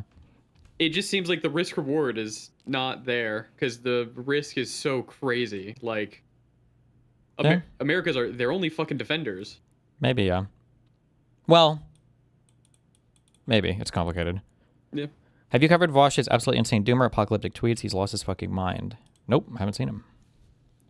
Let him go First to in MAGA. Norway or whatever. 2, are we not? If you're not concerned about the DSA, is it because you think that they don't have the strength and capability of taking over the Democratic Party in the same way that MAGA did the Republicans? And 3, where are your lines when it comes to voting for DSA candidates? With that, Wick, if you wouldn't mind starting us off, please let us know your thoughts. Sure. I pose the DSA. Why would they use an Israeli to push this then? I don't know if Russia was working with this guy to use him to start this false theory. I would have to look at the origination. I just know that the guy lied initially, but Russia was trying to find a lot of ways to pump this story in the U.S. media, and it wasn't working in Ukraine, so the laptop story ended up being the one that caught. Wick, if you wouldn't mind starting us off, please let us know your Sure. thoughts. Aren't you being anti-Semitic by even entertaining the idea that Israel could do anything nefarious? That is true, actually, yeah. And if I want to remain consistent with my past positions, we're not allowed to criticize Israel in any way, size, shape, or form here. Because that's definitely the same thing as saying AIPAC is unilaterally controlling the outcome of every single election in the entire United States by subvertly communicating with Israel and Netanyahu in order to influence U.S. elections. So good point, Chatter. Good one. Thank you. Of taking over the Democratic Party in the same way that MAGA did the Republicans? And 3, where are your lines when it comes to voting for DSA candidates? With that, Wick, if you wouldn't mind starting us off, please let us know your Sure. thoughts. I oppose the DSA for the same fundamental reason I oppose MAGA, because I'm a liberal, and liberalism requires limits on political power, even when the people wielding that power claim to be fighting for something good. The DSA, socialism, etc., treats institutions, courts, the civil service, the press, and political opposition as obstacles to be brought under control when they interfere with their movement. Okay, MAGA comes from a different ideological tradition, but too often reaches the same conclusions. Liberal institutions are impediments to transformative politics. Capitalism, right, is not merely something to regulate, but something to overcome. And existing constitutional restraints, such as the Senate, are treated as barriers to real democracy, quote unquote. Did you see Adam Freeland going at Hassan over 9/11 comments on Twitter? If he is, it's probably a joke. Don't be retarded. And I reject both seriously don't MAGA's identify. framing of this, and I reject the socialist framing of this. I don't want a right-wing government powerful enough to impose its vision of America on anyone else, and I don't want a socialist government powerful enough to impose its vision either. I think people are taking DSA as a threat not as seriously as they should. Not to say that we're going to snap our fingers and wake up tomorrow in their socialist utopia hellhole thing, right, where they've subverted the Democratic Party. But the hour is later than you think. They already have a lot of influence in media. Ooh, that's a Lord of the Rings saying. That's a good one. It The is hour good. I hit up an is Andor late. later one. You what? I hit up an Andor quote later. Well, Andor is cringe and lame, so nobody cares. Academia, and with staffers, the staffer class, right, in politics. And it's a real problem, and we need to wake up and just take a stand. Just draw some lines. Don't be one of these weirdos who says, yeah, I would vote for Mao over Trump. No, you wouldn't, and you shouldn't. Don't vote for the mass murderer killing person, right? Don't vote for the rapist. Don't vote for the person who wants to abolish the Senate and the police. You can not give them your vote. You have free will. Make that choice. Anyway, yep, that's me. Yep. Much appreciated, Wick. Thank you so much for being here once again with us. Jola, would you mind giving us your opening statement on the matter? So I don't think DSA is as dangerous for a couple of reasons. So number one, it is their lack of ability to get power, but also who the DSA really is. Now, MAGA is made up of radical, 50-plus-year-olds, maybe between the ages of 45 and 70 around, the generation that was lead poisoned the most. They are very stuck in their ways. They're going to be like that forever. These are the people that supported George Bush when he was saying crazy shit like, it's a holy conquest for us to go into Iraq. These people are not going to ever change. But the young people, I know people who were probably DSA adjacent when they were in their 18s, 20s, 30s, especially during, who are older now, especially during Vietnam protests, who very quickly, and they were like radical hippies and whatever, who very quickly voted as just like normal liberals as they got older. The DSA is a bunch of kids, and there are very deep issues on just the social environment around the DSA and the Democratic Party in organizing circles that make it really easy to get young people attracted to the DSA, which is something we can go into at a different time in the conversation. And also, their ability to get power. America, they conflict with everything that has ever been America. So I really don't think they can ride with the culture. Republicans can have the majority white Christian football culture, and the DSA can barely even talk about Thanksgiving. So. Okay, well, much appreciated. Thank you so much for that, Jola. And Mr. Mouton, if you would be so kind, give us your opening statement as well. Yeah, my opening's gonna be pretty short and sweet. The DSA have wacky policies. It's voted on. They have like a national committee every 2 years or 4 years. I can't remember off the top of my head which one it is. And that's what these people want. They want to abolish the police. They want to get rid of the Senate. They want to have open borders. So why should we not be scared of them? They're telling you exactly what they want to do. I don't understand people who are like, oh, well, they won't be able to do it, blah, blah, blah. These people are at a crucial point where you kind of need to kill the baby in the crib. Jesus. Okay. So a couple marks of disagreement there, but hopefully it will be a better discussion for it. With that, we'll open up the discussion. Yeah, I guess I just don't like this idea that many on the left have decided, because MAGA is the enemy and MAGA is very, very bad. It is the enemy. It is very, very bad. That they're giving a blank check to people who oppose MAGA, right? They will literally vote for anyone who opposes. Hopefully they'll get into this. I think the thing that I focus on, the reason why the DSA types scare me more than like the weirdo progressive people ever scared me, is because the DSA people have shown that they actually have like a political savvy, that they are more aware of messaging, and they won't, generally speaking, they won't self-sabotage as much, at least the ones that understand how to do the messaging. Whereas for progressives, like, I love you guys and I love my woke people, and I am a woke person, okay? And I like my woke people more than I like the socialist types. But like, these progressive people were literally defending, was it a Harvard lady who wrote that essay on like why it was okay to kill white people? Like, I'm not even exaggerating when I said because I thought that was an exaggeration, and I went and I read it and I was like, what am I thinking of? She's like, if I had a revolver with 6 shots, does anybody remember the essay I'm thinking of? We read this and I was like, Jesus Christ, you motherfuckers are crazy. You gotta chill the fuck out. The DSA types are not like that. This MAGA, no matter how bad, no matter how much long-term damage they want to do. And I understand, right? A lot of people are trying to kind of minimize that, the damage that the DSA could do if they were to gain power, by saying things like, well, as Mouton said, right? Like, they just won't have enough power to implement the policies that they actually want. Yeah, but you wouldn't vote for someone who's like, my policy position is I'm going to kill you. But don't worry, I don't have the votes right now to do that, right? You never vote for someone like that, because in the off chance something happens and they would get that power, you know what they're going to do. Just don't do it. I don't understand. And this is to you, Jola. I see you running cover all the time for these people, right? Like this soft cover of, don't worry about them. They're not that bad. They're all just a bunch of kids. And we need to have a discussion of how much they've already infiltrated these spaces, right? It's really bad. My issue largely is that I don't see people like you, Wick, criticizing the Democratic Party. And I know we've had this discussion before, but if you go to a local Democratic Party like Democratic Committee or whatever, Democratic Committee, I don't want to give away, we'll blow my cover, Democratic Committee. But it's going to be a bunch of 45-plus-year-olds. It's going to be maybe the average age might be 60, 70, 80. So there are people literally in cities who are... How do you explain the crazy interviews of the DSA chairman lady? I don't know. More and more, and I might be giving too much credit to that person that emailed me, it kind of seems like the DSA national thing is just kind of memey. They're just like not, I don't know. I'm just not really sure what all they do, and maybe those people are kind of unserious. But like the heart of the DSA is actually the DSA New York chapter. That's the thing to kind of like keep your eyes on. These are the people who are doing the real politics. These are the people who are expanding their political power. They seem to have a grasp on things way more than that. The DSA national chapter, which is kind of like a joke. Don't they follow what the national people want, though? I don't know as much if that's true, but I mean, one thing that was said to me was that they've gotten into conflict with the national chapter before and basically threatened to just quit like the entire thing. Like the New York chapter was like, we'll just walk. And it feels like the New York DSA chapter is a far more serious political entity than like the national thing. Yeah. I mean, I would prefer that. Wait, Hockey Hater, link me that if that's true. Hassan struck your talking point on interview types and said the DSA co-chair did not adjust to that type of interview by explaining the difference between the same side versus hostile interview. It would be really annoying if there were a lot of lefties that hate watched me, but they just stole all of my like media analysis and then they just used it to like build their that would be very fucking annoying, because they have done it well. Like the far left people, this is my number one complaint and my number one concern, is the far left people have absolutely figured out how to emulate the MAGA approach to politics in terms of like media and rhetoric and everything.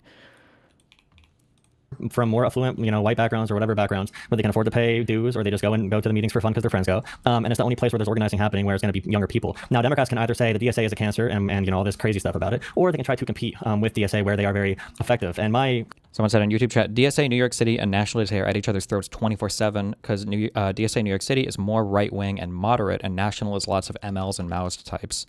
Yeah, what was in the email the person described the two different strategies. It was like you could either have a clean break or a dirty break. Or a dirty break.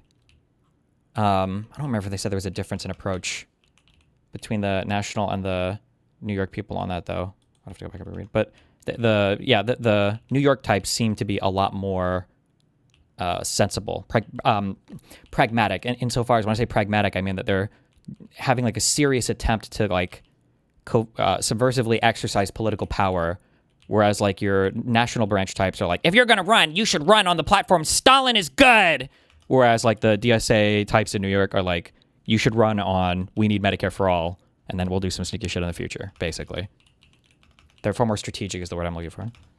Question is largely, and I wish we had someone involved in like direct DSA. I don't know much about what DSA does to know if there's anything they do in particular that can replicate that. If that's just going to be where all the college, age people go naturally. If many of them do that, yeah, it's really difficult to find that balance. I feel like we can defeat the DSA rather easily. I genuinely, and I know people say I'm a secret DSA agent. I think people saying that about me is honestly part of the brain rot, the Hassan derangement syndrome happening online. If you think I'm not going to be your ally in your movement, then you're going to fall into. Why shouldn't the DSA members run? Wait, oh, that was video man. Online. If you think I'm not going to be your ally in your movement, then you're going to fall into. Why shouldn't the DSA members run as their own party? Why shouldn't they just run it? I mean, they should. They can. Yeah, they should. Well, my big thing too, as well with like Francesca Hong. Who are you, if you're going to say we're against MAGA? Who are you to say Wisconsin Democratic primary voters are wrong? Who are you to say that Maine Democratic primary voters are wrong when they want more populist candidate? Are you saying that the will of the Democratic voters of Maine and Wisconsin just don't matter now because they supported a DSA candidate? It's not that they don't matter. It's that I have issues with the voting populace. That was an insane pivot. Jesus. If they elect someone who is bad for democracy, I have issues with the voting populace who elected Trump. Right? Hey, if you don't like the voters, you can say that. Are you just against the will of the people now? Because holy shit, that was a crazy fucking irrelevant pivot, but okay. Just because it's just two separate arguments. Like you can have like we're not here talking about the subject is not like do you agree with the will of the voters or whatever, right? That's a totally different conversation topic. You oppose Trump because Trump got the popular vote. You should be okay with the will of the people. No. What is this argument? Sorry. True. Well, he did become president, and Trump should have become president because people did vote for him. I would prefer they don't do that. But we're talking about our fellow Democrats, our fellow No Kings protesters. If they look in Wisconsin, for example, Plattner or Hong, you're not my fellow Democrat. In Hong, for the Hong case, there's like 10 other candidates in the race. The one that was competing with Hong had some type of like financial disclosure issues because a dumb intern like double or triple reported every donation they were getting. They were saying there were ad expenditures that were not even real. So she had to drop out. And the person who they have running against Hong now, he said that he joined back into the race after he failed his campaign because he got a message from God in the form of a red bird that his wife saw. And because she saw this red bird, he knew it was his time to run. And he's campaigning going around saying, "Hey guys, we can't really do anything." I'll be honest. I mean, it's less crazy than abolishing police. I've seen some of Crowley, the gentleman who is the direct competitor with Hong now. I've seen some. Fuck. Now this Jola guy heavily misrepresents things to favor a lefty messaging point a lot, or lefty talking points. Oh, yeah. Heavily. Is that what he just said there about? Is it Crowley? Is that true? I know I got that huge email where somebody was trying to explain like how wacky and fucked up all of the Wisconsin shit was. And I don't remember him. Maybe he said that he got a message from God or something, and that's kind of retarded. But his wife got a message from God, I believe. Oh, sure. Okay. The red bird thing is real, I believe. Sure, but like, what is it like? Seriously, the fact of the matter that he felt like his wife got a message from God, so he decided to hop back into the race, or was it that the other person dropped? Everything was fucked. He had to hop back in, and people were like, wow, you're getting back in the race. He's like, listen. My wife, I saw this thing. It was a sign from God. Like I need it. Like he's like you're saying it, but like that's not why he hopped back in. He's just saying like this is how I knew I was making the right decision. Do you know what I mean? You know the difference. It's probably I do, but it is probably the latter. But he did rejoin before the other guy dropped. Like he was on the debate stage with everybody. Okay, gotcha. But it's just something. I would assume it's like something that religious people say. Maybe sure. They saw a sign and it plays well. Of his takes, he has good, solid. One of the best takes on data centers that I have seen. Right. Wait, real quick. No shot, bro. Because here's the thing. This is not a friendly conversation. No. If you're DSA, none of these conversations that are taking place are friendly. You have to treat it like a hostile media interview. Oh, dude, I'm gonna kill myself. I need to stop it's streaming. Not Hassan, I need to stop it's streaming. His friend. Yeah, I had to stop streaming until the midterms are over, bro. The thing is that like these guys listen better though than my own party does. No matter what, even if they are being friendly, and David is friendly, broadly speaking, but he's doing that on purpose.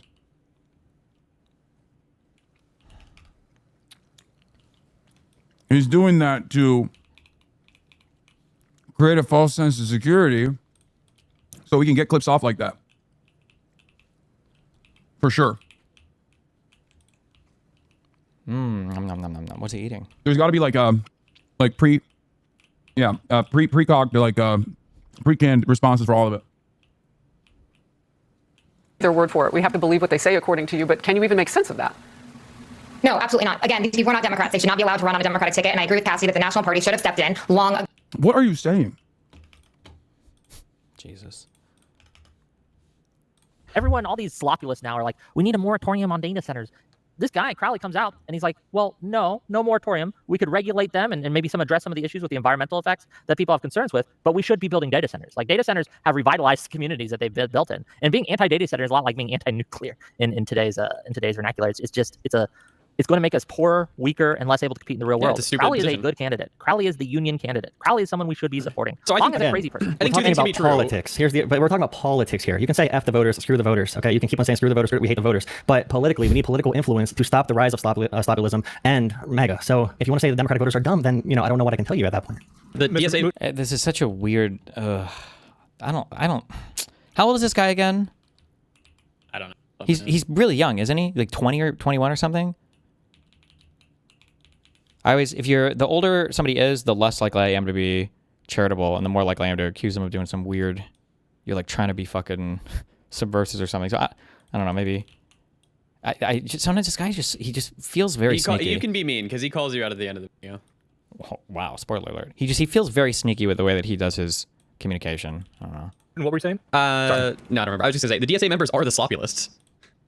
Okay, then beat them. Why are Democratic candidates? We are. There's two. Well, they Why are. Is she winning? So they Why are. Do you think? Two things can be true. One, Democrats can be running bad candidates, and the DSA can be bad. That's what's happening. Like, one annoying thing here is he's like, oh, well, then so just beat them. We've been saying the same thing about the DSA people forever, right? Because they constantly complain that all of our candidates are bad. But you could never say, well, just beat our candidates, because they would say, well, we can't because the establishment media is biased against us, because AIPAC and everybody is funding against us, because the billionaires are trying to oppress our candidates. And like they could have a trillion different excuses for why their candidates could never win. But then now that they figured out how to leverage some of these environments, if we try to make similar attacks against them, they tell us it's unfair and we can't criticize those environments. So we just have to do better. I was like, well, okay. It can't be two different sets of rules. Here. In Wisconsin, Democrats seem to not be running good candidates. It seems like Hong is probably going to win. And sadly, the Democrats are probably going to lose Wisconsin over it. Yeah, and I think that's a tragedy that the moderate wing of the party could not find anybody to run. It's a good candidate. This wild, and you've done this a lot. Every time something happens that is bad, it's always the establishment's Oh, wait. Oh, damn. Okay. Like, is mind melded with me a bit here, yeah. fault, right? I said nothing about the establishment. I said they are losing. Fault, I said they are losing to Hong doing DSA. well, That is correct, it's right? Establishment's fault. Sometimes it's okay to acknowledge that there are Voters bad are actors stupid. on the other side who are capable of being of having agency, and their agency is lying to the public and pushing bad candidates that convince the voting class, right? Hong's not a good liar, man. She's not a good liar. She's really bad at it, to be honest. She can't answer a question about Thanksgiving. She's like, I love Thanksgiving because I'm a cook, and I'm going to use that to bring people around the table. She's a terrible candidate. My question again is, why are there no moderate And by the way, the polls can be off by 25 points, and I will be happy, to be honest. I don't want Hong to run. I think she's a disaster. But my question again is, why can we not have any accountability for Democrats who are losing to these types of candidates? Like, we have to have some. What do you mean, no accountability? It's also like very annoying that these candidates are being used as a cudgel, right? Against the entirety of the like Democratic Party, but the DSA types are only running in very specific venues. So the national level Democratic Party can win so many different elections. We've won so many special elections. I think it was wasn't it supposed to be like the most flipped seats in Congress in all of U.S. history in an off season? Not like in an off season election, but like in a special election term, I think. But the national level, like the Democratic Party, gets zero credit for that. I guess it's just like expected. But then if the DSA candidates manage to scrape out a few wins, now it's like that's like emblematic of a complete and utter failure of the entire Democratic Party establishment. And it's like, well, is that really fair? I don't know. I feel like that's kind of. I think we are having accountability. They're going to lose. That's the accountability. Yeah, but from liberal commentators like myself, for example, I cannot stand what's her name, Cori Bush. She lost by like 50 points to her opponent, Wesley Bell, and then called him a Republican. I'm extremely critical of her. She lost by 50 points, and she called him a Republican, which is not true. That's bad. Now, yeah, that's really bad. But why is there no heat? I don't see any coverage from center commentators about the primaries on who is going to be the up and coming candidate, or why are we putting forward these terrible candidates like Janet Mills? Why was Mandela Barnes not supported from the start? Why was Brad Lander not supported? Why was Mallory McMorrow not supported? We had Mallory McMorrow right there. She was above. She was by far the favorite for Michigan, Mallory McMorrow. And guess what happened? All the progressive money went to El Sayed, and then all the establishment money went to Haley Stevens. That's why McMorrow ended up tanking. She was.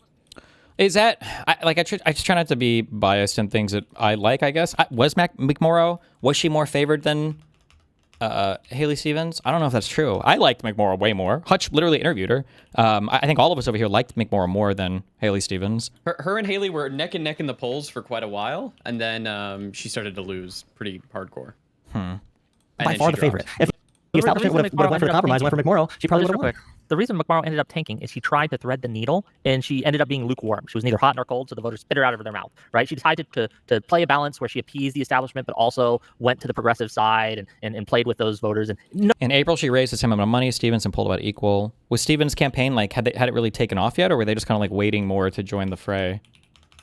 I don't know. I truly don't know. I'm not sure. Just kidding. no one bought it. If you were an established someone who liked the establishment, who liked the old school Democrats, you went with Stevens. And if you were someone who was more progressive leaning, you went towards the more progressive candidate which was El Said. So that's why she lost, right? Like this idea that Stevens was a bad candidate, all the fundamentals were against her, and she lost by less than a percentage point, right? Like you had the entire left wing come out canvassing for her, come out promoting her, come out really pushing her. Lie about her. All the fundamentals were against her. She had every single. She had Whitmer. She had Carville coming in. She had pushing El Said in his primary and things like that. You have a populist wave where the establishment is seen as really bad in the Michigan area, and he still wasn't able to put up more than a percentage. I think one question we should ask our lib bros is, what is the true difference in between the DSA and the Green Party?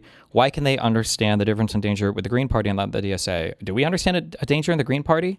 One thing that I always used to criticize the Green Party about, and the Libertarian Party, and I think I've made this criticism for 10 years, is, I don't remember who I stole this from, but I remember hearing it from somebody a long time ago. It was a good criticism, is that the issue with these deeply unserious parties is that they never actually try to build a shelf of political power at any local level. They just show up once every 4 years to try to win a presidential election, and they crawl back into their holes, and they waste everybody's time, including their own party members' time. That's all they fucking do, okay? This was true of the socialist parties, the DSA in the past. It is true of the Libertarian Party. It is true of the Green Party. They never, ever try to have any actual political power anywhere.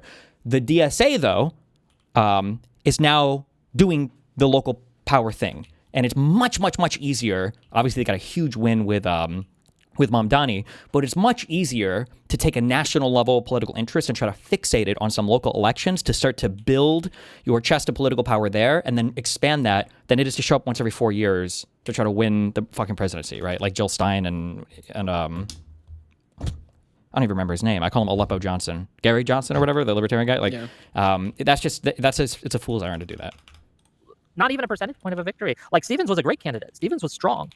If you want to hear me critique Democrats, I can do that. I think it's really stupid that Dems are running like 10 candidates or 2 candidates even against DSA members. It obviously splits our votes. McMorrow should have dropped earlier, and it seems like Michigan needs to actually go and fix how they do when you can drop out, because what I think the time that she should have dropped out by in order not to be on the ballot was like sometime in I think it was April. So yeah, if we're going to have candidates, we need to come together as like a party and do it earlier rather than later. Why are we against, I think the DNC just solidified this, right? Why are we against ranked choice voting?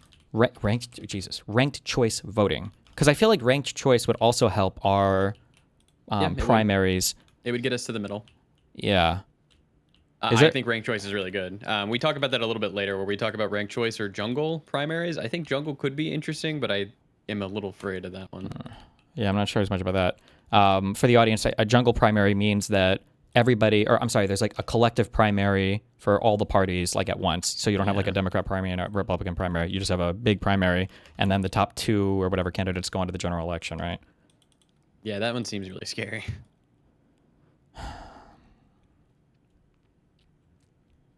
We have it in SF, and the problem is that people don't know how it works. Oh, shit. It's kind of, wait, who's mind melded with me? It's like a roundabout. Oh! Yeah. I was going to say, yeah, it's the same thing. People are like, well, roundabouts are good, right? Like, maybe. Just depends. I remember in Omaha when they started to put them in certain neighborhoods, you would come up to a roundabout and people would turn left, like in the roundabout. And it was like, I don't know. In theory, they're good, but if I don't know if this works them... here. I don't know if my countrymen are ready for this advanced technology. Yeah. Yeah, for Haley Stevens in Michigan, I don't even have it pulled up right now, but she had every single big endorsement in Michigan. She had the senator that is leaving endorse her. She had Governor Whitmer endorse. Yeah, Peters. She had Whitmer endorse her. She had James Carville come in, who's very influential with black voters as well, and she did win a majority of black voters. And every Michigan, it was actually a meme during the primary from like centrists that El Sayed has all the endorsement from other states. I think Stevens even said that he has the coastal elites coming in to endorse him. So when Wick says that she had all the fundamentals against her, I just don't agree. She had that. She had all the local endorsements that should be more influential in Michigan, not someone coming in from the outside. I don't like jungle primaries. I think ranked choice choice voting is fine because you do run into this weird issue where an extremist can come in and dominate your. Or I say an extremist, I guess theoretically you could have two extremists running that also split the vote. It's just this vote splitting idea is a very cancerous concept of first past the post. It's hard to get over sometimes. Like you have two candidates that both want to give you, like one wants to give you cookies, one wants to give you brownies, and then one candidate who wants to do steamed broccoli forever. And that guy's got 40 points, and then the other two people have 30 points each. And it's like, obviously you guys want the candy, but the broccoli dude's going to make it because the two candy people don't drop out. It's like not, I don't know. It's just not a good, doesn't feel good. I think the final numbers from New York Times were either 10-1 or 9-1 outside spending. The extra $60 million definitely can't hurt. If she did not get that money, if she did not get the extra $60 million, Bill probably does win by 5 or 10 I think what Wick means right now is like the establishment isn't a popular thing. Nobody likes what's going on. So when even without ranked choice, we should at least do runoffs.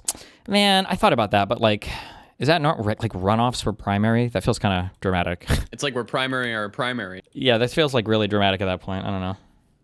Final numbers from New York Times were either 10-1 or 9-1 outside spending. The extra $60 million definitely can't hurt. If she did not get that money, if she did not get the extra $60 million, Bill probably does win by 5 or 10 I think what Wick means right now is like the establishment isn't a popular thing. I don't understand the cookies versus broccoli analogy.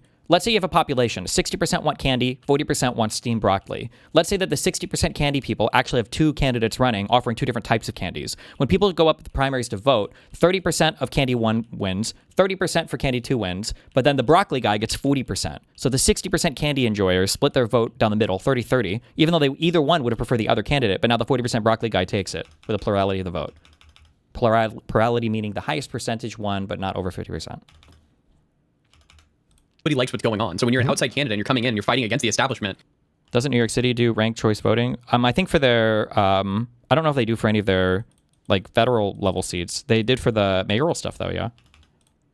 The extra $60 million definitely can't hurt. If she did not get that money, if she did not get the extra $60 million, Bill probably does win by 5 or 10 I think what Wick means right now is like the establishment isn't a popular thing. Nobody likes what's going on. So when you're an outside candidate and you're coming in, you're fighting against the establishment, you kind of have like the wind at your sails right now. You have all the like new media loves you if you are this, right? All the podcast bros, all the Twitter folks, and people act like influencers for whatever reason. And we're gonna talk about the Mitch voter guy too tonight. For whatever reason, people online have decided that online influencers have no influence, that the media has no influence, and they've decided to pretend this when that's just not true, right? You had new media, you had this Mitch voter guy make up a lie, right? Make up a lie about Stevens' camp internal pollster calling someone up and calling Stevens up and saying, "Hey, you have no path to victory." And he pushed this lie, and a lot of people, big names, Hassan, Keith Edwards, Wahajat Ali, and a bunch of others, picked this narrative and ran with it. And did it affect turnout? I have no idea. But they were trying to do that. They were attempting to do that. You have new media just willing to lie about you. And I guarantee that these kinds of, like, people think that money in politics has a huge effect. I don't know if it does. We looked at the 2020 primary campaigns, right? $1 billion were spent to get Bloomberg to be our nominee. With a B, right? $1 billion. $1 billion. A B. He didn't even get anywhere close. People overstate money in politics. They just do. The biggest threat to our political system isn't money. It's the staffers. And we see this by how they're acting. Like, this is the threat that the DSA and other actors on the far left really pose, is they have positions of influence and power within the media and within organization groups and within the party. And they are pushing these candidates on us that are making it harder for us to beat MAGA. Look at when Al Said won the primary. We took a lean Democratic state and it became a toss-up. It's now objectively harder to win. Also, if money just won the election, then Tom Steyer would be at least one of the two governor nominees. We're saying money has zero impact. No one's saying money has zero impact. We're not. Of course. Okay, then if money has Damn! True, though. Any impact, then if both candidates had the same amount of money spent, then El Sayed probably wins by more than he did, right? If it has some impact. I don't know.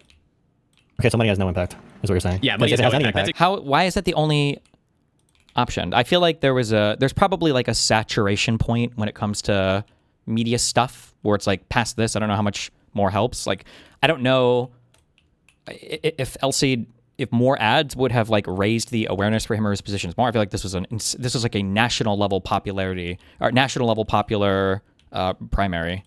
I don't know if any more attention would have changed anything for that election, or even more money spent for Stevens. You might have been able to remove $20 million spent for Stevens, and it might not have impacted much on her end. I don't know. exactly what I'm saying. Yeah, if it has you any have to have a impact, then base level of it, necessarily. but it has can we at least acknowledge it has diminishing returns? Oh, Yeah, I mean, if you have 18 ads of the same person back to back to back to back, especially like I criticized Kamala Harris, she was airing these dumb commercials in the middle of college football games. That's not going to help very much. But it does help with overall media saturation. What do you mean for it's not sure. going to help airing a commercial during a college football game? Having Kamala Harris come out in the middle of an NCAA game when everybody's in the bar drinking or whatever, no one's watching that commercial. I've been You're at these places. I've completely been. wrong. You think people are staring at the TV and watching Kamala Harris ads on, all the Yeah, dudes I in think the bar? that older people, the people who actually go and vote, are watching the ads. Yeah. Well, I think it works on normal people too. Mountain Dew and Pepsi spend billions of dollars for a reason. We all like to think that we're immune to the wiles of a Mountain Dew commercial, but there's a reason they spend billions of dollars.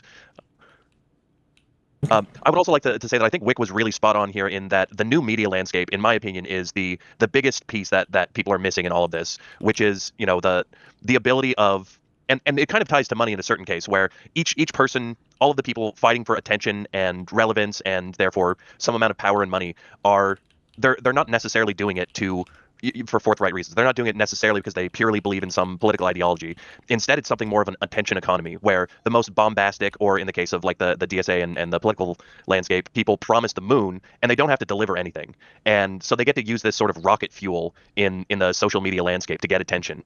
And we've seen it in MAGA once they actually get the reins of power, they can't deliver on anything.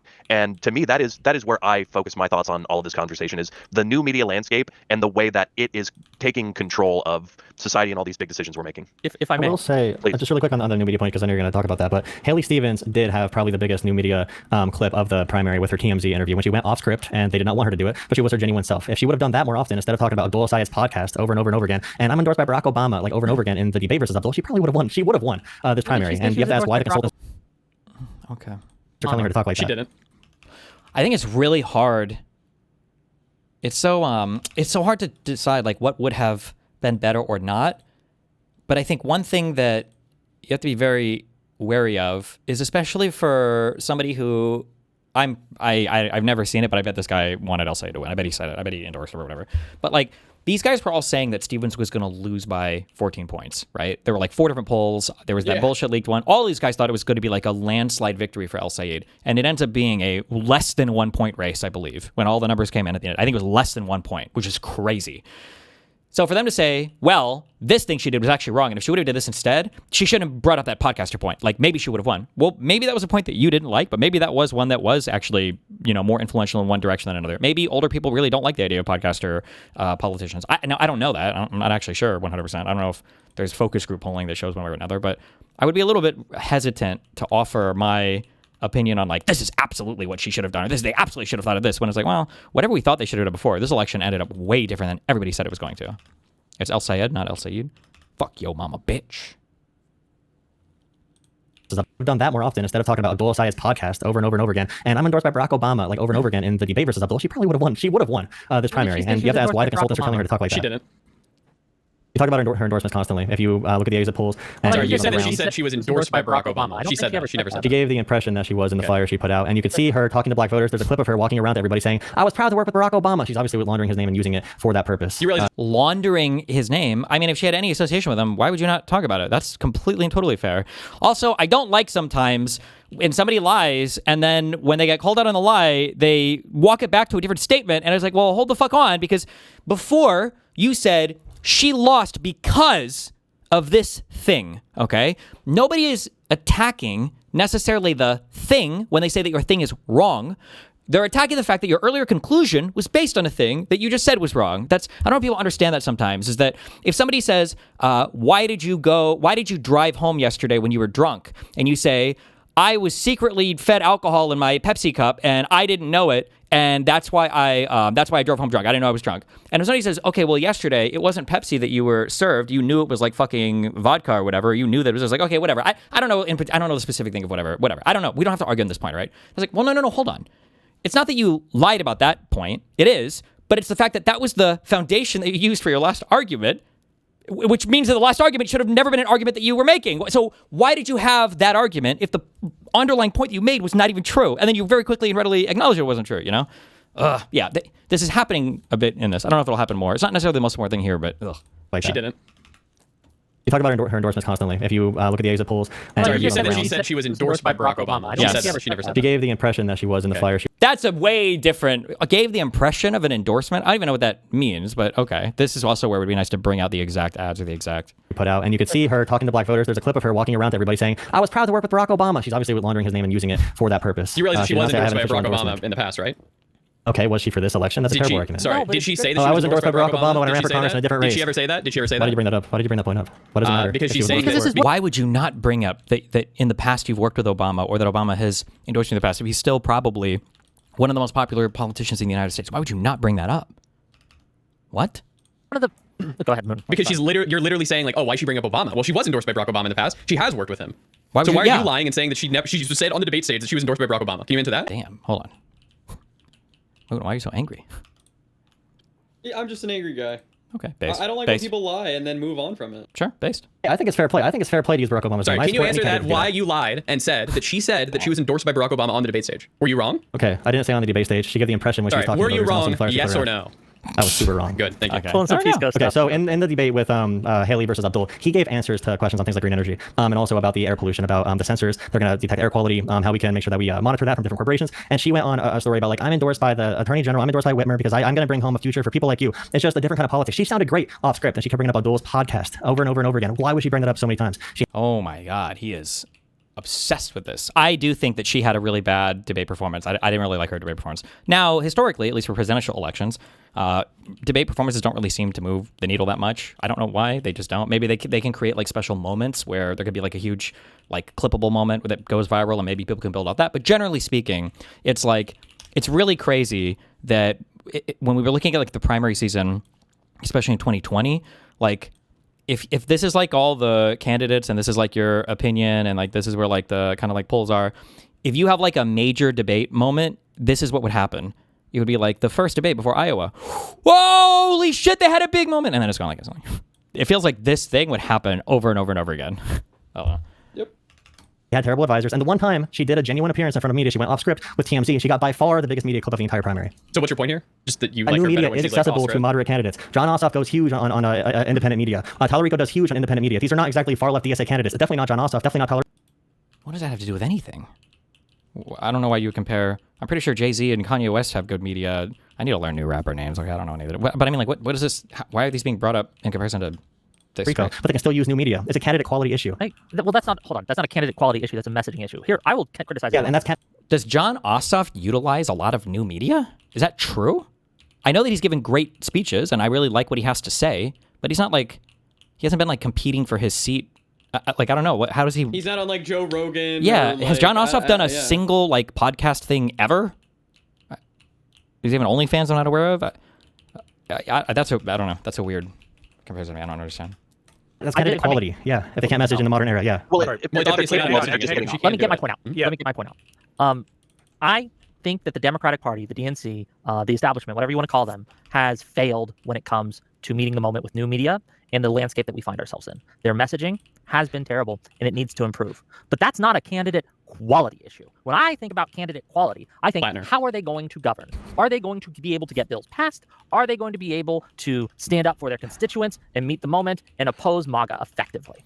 That's a different candidate quality there. That's different. When you're talking about whether or not somebody can win an election is technically different than like their policies and can they govern. Unfortunately, it's quite different. And I think that messaging matters, no doubt, but I think that is what gets you in the door. One of my problems with the DSA and with the left and with the rise of the populist is it's all empty vagaries. We saw the DSA candidate went on I'm not sure which interview it was. I don't think it was Fox News this time. It might have been where they were basically asked about their tax policy, and they had slogans. We're going to tax the hell out of the rich. We're going to tax the hell out of them if you make a certain amount. And they were asked a very simple question. Okay, how does that work? They weren't able to answer. Was this the vice lead of the DSA? Was this Megan? Megan Comer? And Megan Romer. That continues to happen. When pushed on, how are you going to get this done? They don't have any answers. And Yeah, I don't like the DSA. Yeah, I'm against the DSA. Yeah, I don't like the DSA. Yeah, I'm against that. Yeah, I mean, I think that we can agree that like the Democratic members need to do better with new media and need to come across more personable versus like robots like Hillary Clinton did. Like if you watch Hillary Clinton interviews now, I don't know if I was brain broken back then or what, but Hillary Clinton now seems super personable, super cool, super chill, like somebody you could go have a beer or talk with, versus before when she was running in 2016, it all felt weird, cringe, and just not good. So I will agree with you, Joel. We have a problem in the Democratic Party and we're not like faultless. It feels so, it's like a whole Democratic Party, but like this is true. I don't know why, but Democrats on message are just like very robot. It's weird. I don't understand. I don't know what's going on there. I guess actually it's kind of like Francesca Hong when she's doing. That's her most establishment quality is Francesca Hong. I was shocked when I listened to her speak with Hassan when she was on his stream. She sounded a trillion times more personable, but the difference between her was actually so extreme. Not to sound sexist or ableist or whatever, but I do wonder if there's like a medication issue there that she has, whatever bipolar or whatever's going on. If she's on some kind of medication sometimes that dramatically changes her affect. But I don't know 100%. Yeah, I definitely agree about Hillary Clinton. I don't know if that's... I was definitely brain broken at the time, but I also think that if she would have done more long-form media, if she hadn't been so allergic to going on more podcasts, things of that nature, she might have endeared herself better to the public. Although, I mean, being the way things were at the time and how much the well was poisoned regards to people's perception of Hillary Clinton, I don't know about that. Another thing you have to consider, too, though, is that like Hillary's not running for any office right now, so she can be more free and say things, and people aren't going to attack her viciously on every single thing regardless, so I don't know. So the danger here then is the DSA's ability to capitalize on the wide open media landscape that has been a bit underutilized. But that's one of them. The Republicans seem to have... The messaging they're using to gain power and influence is anti-Democratic Party, right? That's how they win. Is they point to the Democratic Party and they say, these guys are failures. These guys suck. These guys can't win. These guys haven't done shit for you, right? And they use populist rhetoric to paint the Democratic Party as feckless, impotent, and bad. And Moon is 100% correct. Clinton sounds great now. What happened in 2016? I think there's too much prepping for narratives, etc. Well, one of the issues is that Hillary got mind fucked in the same way that all of the Republican candidates got mind fucked. In that, like, it's a comedy sketch or it's a stand-up comedy routine. But I really do think that in some ways, Shane Gillis's stand-up in Austin was a little bit instructive on this, that like Trump came up and he just did a whole bunch of things that you're never really supposed to be able to do, and nobody was really ready to adapt to that, because there were people like me who watched and thought like, well, this certainly can't work. Everybody in the media was like, well, this obviously is not going to work, and it continued to work, and everybody was kind of waiting for the moment for the American public to be like, okay, well, obviously we don't accept this, and that moment never came, and Hillary was still very much running in that, I wouldn't call it like civility politics world, but like the understanding that we had like some kind of social norms or standards that had to be, that there had to be some kind of standards, but there weren't. And Trump very quickly explored that and then exploded that. Like we have studies actually that show one of the reasons it's been hard to hold Trump accountable for his corruption is because so many voters see the right and the left as the same when it comes to corruption. That's bullshit. But one of the reasons they feel that way, one of the reasons the voters think that way, is because you've had nonstop for the last 10 years, a constant stream from segments of the left saying just that, right? This is the danger, one of the major dangers that the DSA, the far left, etc. pose, is the messaging that they use to win makes it harder for us to differentiate ourselves from MAGA. Dems need to run on easy things that like the American people are actually going to like. One of them is just going to be, I'm in super big support of free or reduced childcare. Every family can take home extra money each month. It'll go in their pocket. Another thing would be stock trading. I don't think any Democratic candidates or anybody in office, public office, should be allowed to just publicly trade stocks, especially in Congress or the presidency. So we need to have better messaging as Democrats. Yeah, I think we can all agree that the right adapted to the new media landscape a lot quicker. I think they were pressed to do so because they were in the sort of minority culture of political discourse. You know, we had the Obama years, the Bush years. They didn't really stand for much. They hadn't had a real champion since Reagan, and so they sort of gravitated towards these new media spaces to sort of recreate their culture. And we've seen the further left doing the same thing. And my big worry here is, you know, maybe there is no solution because of the modern media landscape, and because it prefers the rocket fuel conversations, the big promises, and the easy money, the easy solutions. I still think, and there's no way for me to test this obviously, but I still think that people think that it's like extreme talking points or like extreme policies or whatever, that these are like the important things when it comes to messaging well. I do feel like it's just like you just need to be extreme with your rhetoric, but you can message moderate talking points. You just have to do it like in a very extreme way, like be, I don't know, boisterous or over the top or combative or whatever, but you can still have moderate talking points. But it just so happens to be, I think, that generally the people who are messaging on the extremist points also tend to be the people who are using the extremist policies as well.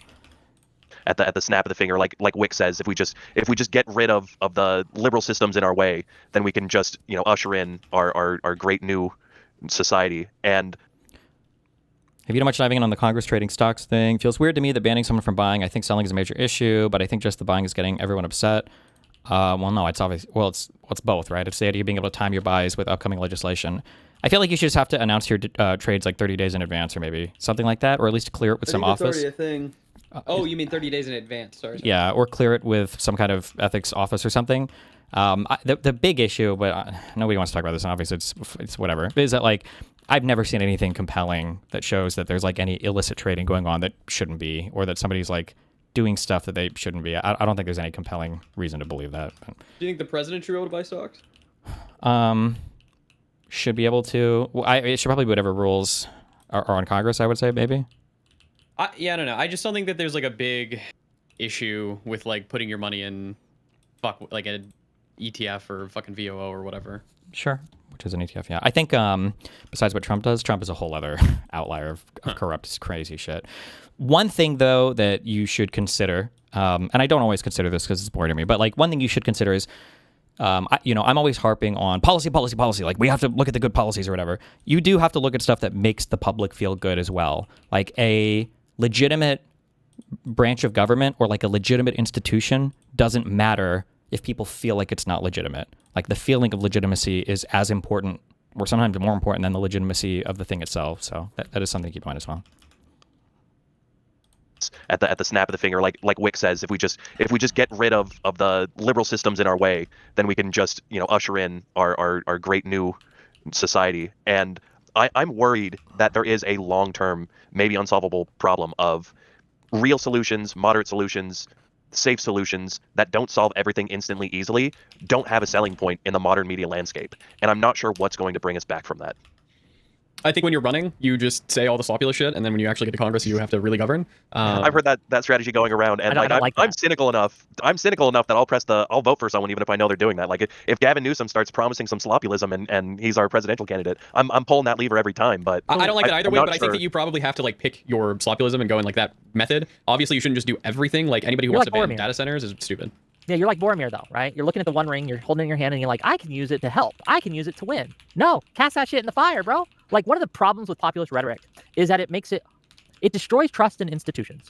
Populism has to have an us versus them dynamic. Otherwise, it's not popular. Sure, but if our allies all have the One Ring, we have to, or sorry, our enemies all have the One Ring, like we're going to have to use it too, Wick. I don't agree. And I think that this idea that we have to destroy the trust in our institutions so that we can somehow build back trust in our institutions isn't going to work. One of the reasons our democracy in America works has been our institutions, right? They have helped us grow and helped the American-style democracy project really take off and be the best in the world. And one of the biggest reasons MAGA is winning is because the trust in science is all-time low. Trust in media is at an all-time low. Trust in academia is at an all-time low. Trust in Congress is at an all-time low. Trust in the executive is at an all-time low, right? Like, if we want to get out of the MAGA era, we have to actually defend our institutions and say, no, sorry, sir, that rando college graduate with a bachelor's in communications does not actually know how to solve these problems. But that 60-year-old who's worked in this industry for his entire life might have a solution or two. Sure, right? Then our Democratic candidates need to actually go on stage and say that.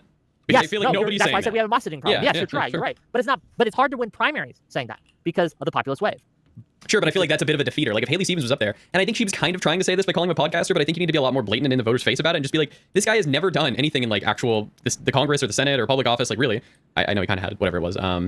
But she needs to go out there and just be harder about it. So I don't know. Yeah. But when she does promote her work in the actual political industry, people like Jolo will say, "Oh, she's just saying that she's endorsed by Obama." No, she was using that to show, "Hey, the president of the United States really liked my work with his auto industry package for this state that I helped to govern, I helped to get through, I helped to implement." Like these are all positives, and I feel like we're living in a world where being a politician is seen as a negative when it should not be. True. Right? I think that is, again, the result of people leaning on populist rhetoric is people who are experts are not seen as unable to do the job. And so we need fresh, young, outside voices that'll get shit done. And everything seems to be getting worse. I think an issue like ICE definitely deserves populist rhetoric and populist anger, and I think it's at the point of losing control completely, where we do need some pushing from the far left, and that's why I think DSA candidates are probably healthy for Democrats in that regard. We do need very, very radical action with ICE. Like Tom Homan, one. I'm going to harp on this point a lot. I brought it up a lot. I do agree with this point that the far left can be helpful to the Democratic Party, but the way that help manifests is by having the fight. Like, that's the only way. You have to be allowed to fight against them. And if you're constantly told that you're not allowed to do it and that you're punching left and whatever their bullshit, if that's the case, then they don't help. They're just subversive, which is what they're trying to be. His highest awards and accolades under Barack Obama. He's been around for a while. Obama did a great job decreasing the private prison system and overall private prison spending, but that spending went directly to detention centers. And right now we currently have government officials like Miller and Homan who are invested in GEO Group and a bunch of other operators of these private prisons. And we have mentally ill, manic, idiot wife beaters murdering people cold-blooded, like in Maine, for example. Not having even a crime scene preserved with evidence. Not having any trial, no investigation, like nothing at all. The FBI is not even going to be investigating these cases anymore. Yeah, and I think that is like an issue where voters are. I think they're right to manic, idiot wife beaters murdering people cold-blooded, like in Maine, for example. Not having even a crime scene preserved with evidence. Not having any trial, no investigation, like nothing at all. The FBI is not even going to be investigating these cases anymore. Yeah, and I think that is like an issue where voters are. I think they're right to want populist anger about that, and I don't know if we're going to get the reforms. And even if, you didn't need populist anger to expel them from Minnesota, right? These were like mass protests, but like under Democratic leadership. I'm not saying Democrats like necessarily organized it, like Schumer and Jeffries are organizing it, but like you didn't need like the populist rhetoric in order to do these protests and to expel ICE from your state. My overall take would be repeal and replace ICE. You don't even need to be like abolish, but that's like Abdul's point is repeal and replace it with the it wasn't ICE, it was the immigrant. He does say abolish ICE, but yeah, what he means is repeal and replace, which I think is what most people INS, was it? Immigration and Naturalization Services? Yeah, the INS that was that's before what most ICE, people yeah. want, and I agree with you. That's what Abdul said. There is a group of people who don't want that. First, one, I don't think that being angry at ICE right now is necessarily populist rhetoric. Are protests populist? I feel like they are kind of populist. Absolutely not. No. Populism should more strictly refers to a shadowy cabal elite that you have to come together as citizens, and it's the citizens versus like the elite people. Not just populist does not just mean like popular stuff. Like lots of people want it. It doesn't like popular. Like Medicare for all. If you talk about Medicare for all and you say that we don't have Medicare for all right now because there is a lot of business interest and opposition to it, because the people in Congress are dragging their feet on it, because the voters on the right especially have been fear-mongered about it. Like this type of conversation about Medicare for all, I would say is not necessarily populist. If you say that we have the votes, we have the people, we could have Medicare for all right now, but Big Pharma is standing between us, standing between you and me. It's just Big Pharma is keeping it from happening. Big Pharma is the reason, and that's it. That's populist. It's like there's the big bad guy behind the scenes. It's zero engagement with the political system, zero engagement with any political process. It's just the epic big bad guy that the people have to come together and fight against. You can use populist rhetoric in order to target ICE, but you can also use institutionalist rhetoric to say this institution is broken, has fundamentally been subverted to what it was supposed to be by Trump basically opening the doors to all these crazy folks to come in and be ICE agents. And what the policies from the top, because of Trump's appointments, have subverted the agency, and so it has to go. And so we can build a better agency, right? And we can build a better version of immigration enforcement in America. I don't think that that's necessarily populist rhetoric. It can be. But you're absolutely right that if it is an institutionalist take to say this institution isn't working and we need to reform it, or we need to replace it, or it's just not fulfilling the job that we thought it needed to do, so we just need to get rid of it, right? This is a fundamentally different thing than saying the corporate elites have destroyed us, and it has decided to subvert the will of the people. Okay. Right? These are different types of messaging, and I think that we need to be careful with how we message. Maybe this would define my point better. So I think we need, this might be a good take to get things stirring a little bit. I think we need people like Kyle Kulinski to get ICE reformed. I think we need agitators who say a bunch of like, this is just retarded. I don't know what the engagement is here with politics. Why do we need people like Kyle Kulinski for ICE reforms? This is like the mainstream position right now, I'm pretty sure, of the Democratic Party. Like, why? Where does this idea come from? we're never going to reform ICE without Kyle Kalinske. Kyle Kalinske doesn't like believe in the current fucking form of government. Like what? I don't know. I don't understand that at all. These who have huge platforms to say this is messed up in a really emotional way that gets people really fired up. No, we don't. We super don't need, like, everybody already feels this right now. The whole, like, I feel like the prevailing American opinion has never been more against ICE than it is at this point in time. And we didn't need Kyle Kalinske to get us here. We just needed ICE start fucking murdering white people for no fucking reason. That's not just like, oh, I'm doing a policy people are analysis already fired of up Oh, sorry. about like people getting shot on the street. I don't think Kyle Kalinske is adding to the fire. Correct. honestly. Yes. No, correct. but he's helping. He's moving in the right direction. Oh my God, they're helping. Oh my God. I looked at his page earlier today. He's making like 15 anti-Trump videos for every one anti-Democrat video. I'll take that ratio any freaking day. And people like him are being rejected by liberals, mostly online. But everyone I know watches Kyle Kalinske. Everyone I know because I don't watches think Kyle even Kalinske is Breaking like a Democrat. I don't think he's a part of That like, kinda a explains team. your take. He's Everyone honestly you know. just like a political pundit. It's young people. It's young people who are like being motivated to join like the DSA and who like Zoran Mamdani and AOC and Bernie Sanders. And these young people are gonna grow up to be political actors, and we need an off ramp for them from the DSA, and we have to at least abide by some things they believe to be very true about politics. Can I ask you a question, Jola? Mhm. Would you be okay with a pundit who was very anti-Trump? Okay, every day he came out with an anti-Trump video. It's just that every month, right? So after 30 days of anti-Trump videos, Why are all the USA political terms so fucked? Because we have two parties, because Americans have no engagement with political systems around the world. So everything is just from a U.S. perspective. And then because, and I'm sure this happens to some extent in Europe too, but because of those first two things, in American politics, people weaponize political labels like crazy. So whatever hope you had of Americans understanding anything about politics is completely and totally eliminated by that point. So, like, I've complained a lot about the communist thing. Like, the DSA people, the New York chapter, these are Marxists, 100%. The bad kind. The very bad kind. But Republicans have spent so much of their political careers calling every single fucking person on the left a radical Marxist, a radical communist, radical whatever, that, like, those words have no power anymore, and Americans don't even know what it means when you say it. Same thing with, you can argue the woke one people spent way too much time calling every single person a fucking fascist Nazi. Every single person was a Nazi or fascist if they did anything even, like, remotely racist or whatever. You see it now with, like, Israel and Palestine. Like, it has to be a genocide. It's not a bad word. It's a genocide. Everything is apartheid. Everything is genocide. Everything is ethnic cleansing. Like, every single thing is, like, the maximal fucking term, and it destroys your ability to see the difference. You have no granularity when discussing any of these concepts now. So Americans just have the dumbest understanding of, like, of anything related to political systems or political labels. To be fair, also, like, and I don't know how normal it was, but, like, I grew up probably thinking until I was like how old was I? I don't even know. Maybe I was like 19 or 20, thinking that America had, like, the only real democracy on the planet. Like, this is a thing I thought for the majority of my adolescent life, at least, that America was the only democracy on the planet, and every other country used some other whatever. I probably grew up thinking most of Europe was socialist, unironically, but I grew up in a super Republican household. every month he comes out with a video of why we can't trust black people. Black people will steal your daughters. They'll steal your bike. They'll come out and make your life worse. And black people are the worst. Would you let someone like that in your party? Or would you say that it's okay to watch this guy because he's primarily anti-Trump? I would say, now here's the difficult thing. So I would compare that to spreading a video of like Sagar on Breaking Points, maybe, where I would maybe use them as a tool to maybe not de-radicalize, but to suppress the voter turnout of idiots who would follow someone like that. So even if it's not, and this can be a debate also about freaking, I don't know how I feel. I'm leaning towards negative about Hunter Biden on Tucker Carlson's. I have not seen the whole thing. I've seen clips, but so far Hunter Biden's like, oh, we had a great time, you know, looking at the real enemy of Israel. Well, it requires a lot of nuance because the actors were Can you say involved yes here or are no going to be first, tools. and then we can get the nuance after? Oh my God! Yeah, Wick is, me and Wick are brain connected. In a coalition, no, but are they useful? Yes. Okay. This is part of the One Ring thing. I don't think we should be using people like that. I'm glad you wouldn't let them into the coalition. I appreciate that. But I think that you're playing with fire when you're using people like that, right? You're saying, well, we're creating this beast, we're feeding it, we're giving it attention, we're giving it impressions, we're giving it views, we're spreading its clips, all these things, and we can control this beast, right? I think that you're making a mistake when you do that. And I think with I'm Kyle returning. Kalinske, right? I think that people who are promoting Kyle Kalinske, he is someone who I consider an anti-Semite. I think that he's very anti-democratic. I think that You should just never bring up the anti-Semitic points. Like, if I want to get really in the weeds on things, I might argue with these, but I just don't think it's worth it. Nobody likes Jews anymore, and it's just I think it's a loser talking point. I know it's not fair. Sorry, Jews, but I don't know if I would ever wheel it out much as a stern criticism, unfortunately. I worry about his aversive elements.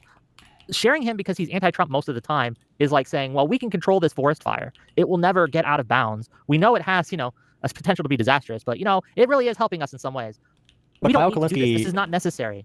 The entity of Kyle Kalinske will be existing no matter what we do, and Breaking Points will exist no matter what we do. They are going to exist. They're going to have huge platforms, bigger than all of ours, times probably like 1,000. They're going to be spread all over the internet. They are very, very freaking popular. They are growing like a wildfire, like the analogy you just kind of used.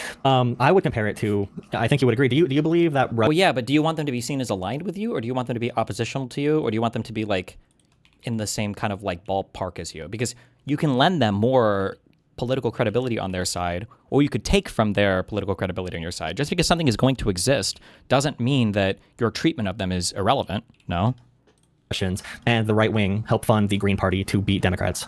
I don't know if the word is to beat, but to subvert. Well, to split the vote. I would compare it to that, where I want people who are going to say there's two types. So one would be like, oh, we're going to make a third party and destroy the Republican Party. So that might be like, hold on, will exist no matter what we do. They are going to exist. They're going to have huge platforms, bigger than all of ours times probably like 1,000. They're going to be spread all over the internet. They are very, very freaking popular. They're growing like a wildfire, like the analogy you just kind of used. I would compare it to, I think you would agree. Do you believe that Russians and the right wing help fund the Green Party to beat Democrats? I don't know if the word is to beat, but to subvert. Well, to split the vote. I would compare it to that, where no, it's fun. It's fundamentally, completely and totally either misstates or misunderstands the problem. Sometimes Republicans are, whether it's these Piper ads or whatever the fuck you call them, or the meddling shit, like sometimes Republicans will do stuff like this. Sometimes it's more overt, actually. If you can remember, Donald Trump always had really pretty good things to say about Bernie Sanders, right? Do you ever hear this? Or do you know what I'm talking about when I say that? Fuck you, Mouton. Where Trump would often say things like, oh yeah, like Bernie, they stole the election from Bernie. They stole the election from Bernie. The thing is that when Republicans are playing that game, there is no confusion amongst Republicans where they or their party stands. That's the difference. Nobody is saying on the Republican side, when they like try to support extremist Democrats in primaries, nobody on the Republican side is going, well, maybe Bernie Sanders is like us. Maybe he is a Republican. They never have that confusion. It's a totally different type of thing going on there. I want people who are going to say there's two types. So one would be like, oh, we're going to make a third party and destroy the Republican Party. So that might be like a Jill Stein, but for them. Libertarians do that sometimes. Or it'll be like, we are going to, I hate both parties, but I guess you should be voting Democrat, or I guess you should be voting Republican. Like the old Joe Rogan endorsement before he became a full-on cuck.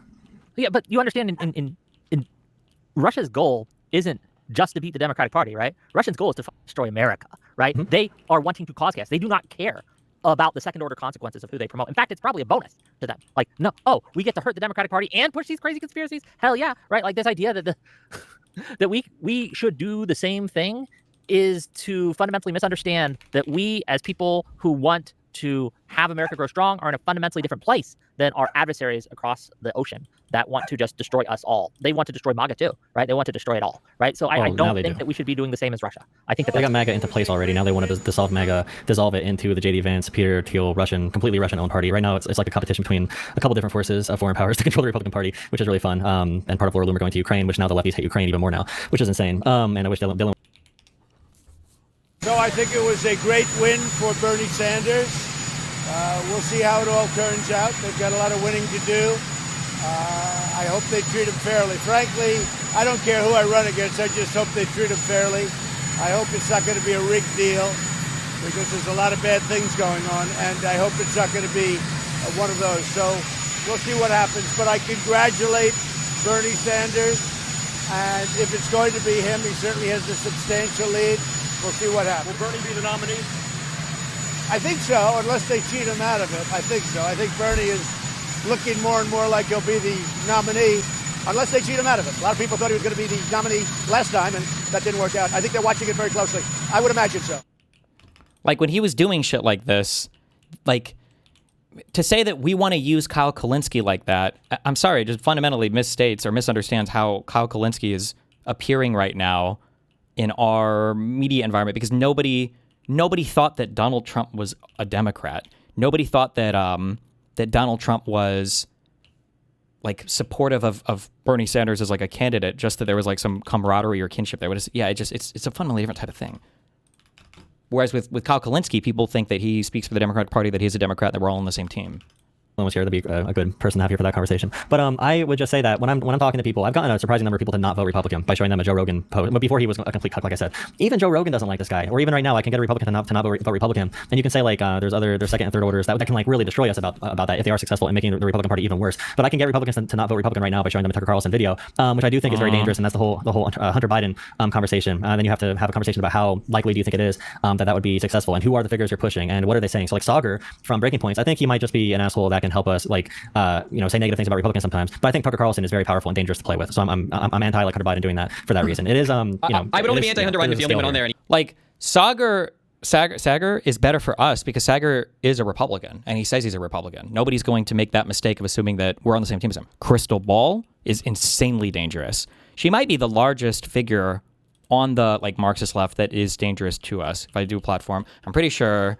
I think Breaking Points and that org and Kyle Kalinske and Crystal Ball combined, I think have a far, far, far bigger reach, I think, than the Majority Report, right? I think they're the largest of this, I don't know if you say alt-left or Marxist left media platform right now.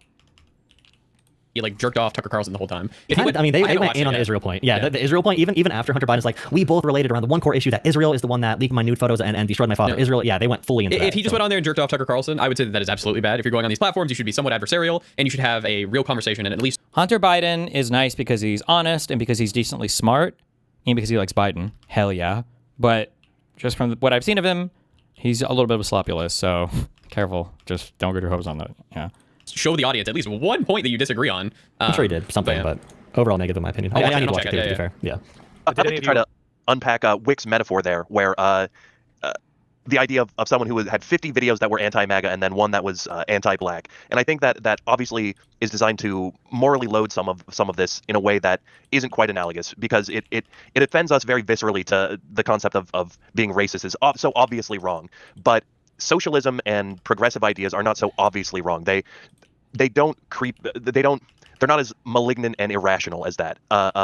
And there's a lot more people that are open to those ideas today, whereas I don't think I might have to chew on this a little bit more, but what I'm trying, go for it, Kyle. It's been an insidious process, right? The Democrats have been accused of socialism for the past 10 years or so, which has made it a lot easier for actual socialist ideas to establish themselves as being acceptable within the a lot of people's minds of what the democratic framework should be. I think that's been one of the biggest problems with the way that the process has gone to this point, and insofar as bringing in the Socialist Party or the DSA into the Democratic Party, rather.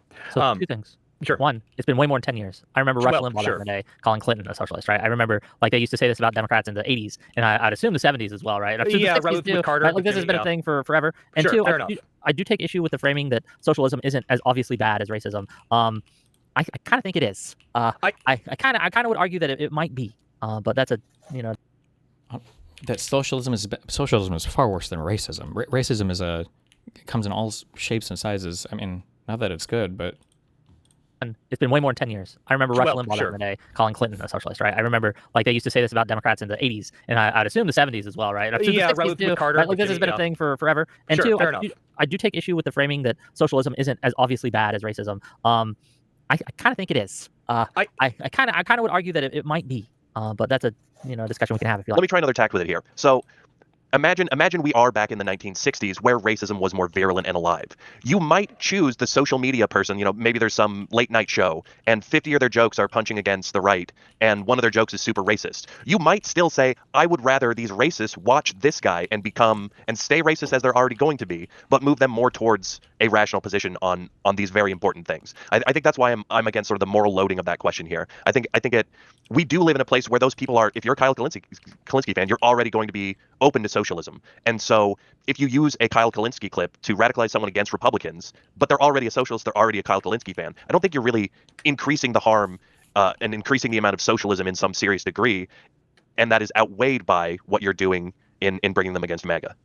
I think there's a fine line that we're going to have to search for in this political battle that we're facing. We need to be afraid of alienating too many people, right? Well, here's the thing. even treating Jola here as an enemy to a degree would be bad. And I would rather have peace go live. It can't be this fear of alienated people when the other side doesn't have that same fear. You have to be playing by the same rules. You have to play by the same rules. Both sides have to play by the same rules.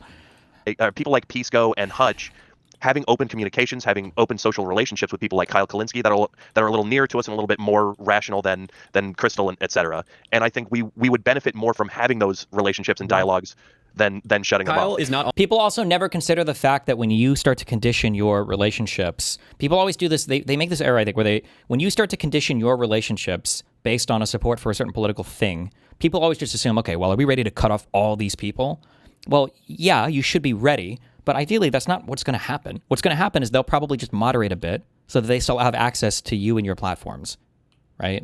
It doesn't have to be that we're just going to assume that everybody is going to you just like hate each other. Now it's all gone. Nobody's going to talk to each other anymore. There has to be some assumption like, well, they would probably still want to participate, so they'll probably moderate a bit, right? Is not on our side. He's on the side of content and content creation. I don't like when people say that like Kyle is like a Democrat. Kyle has voted for Jill Stein since like 2008. True. Yeah. I think that we fundamentally misunderstand the danger that look, I'm all for talking to even my enemies, right? Having good faith, open dialogue with even people I strenuously, vigorously disagree with.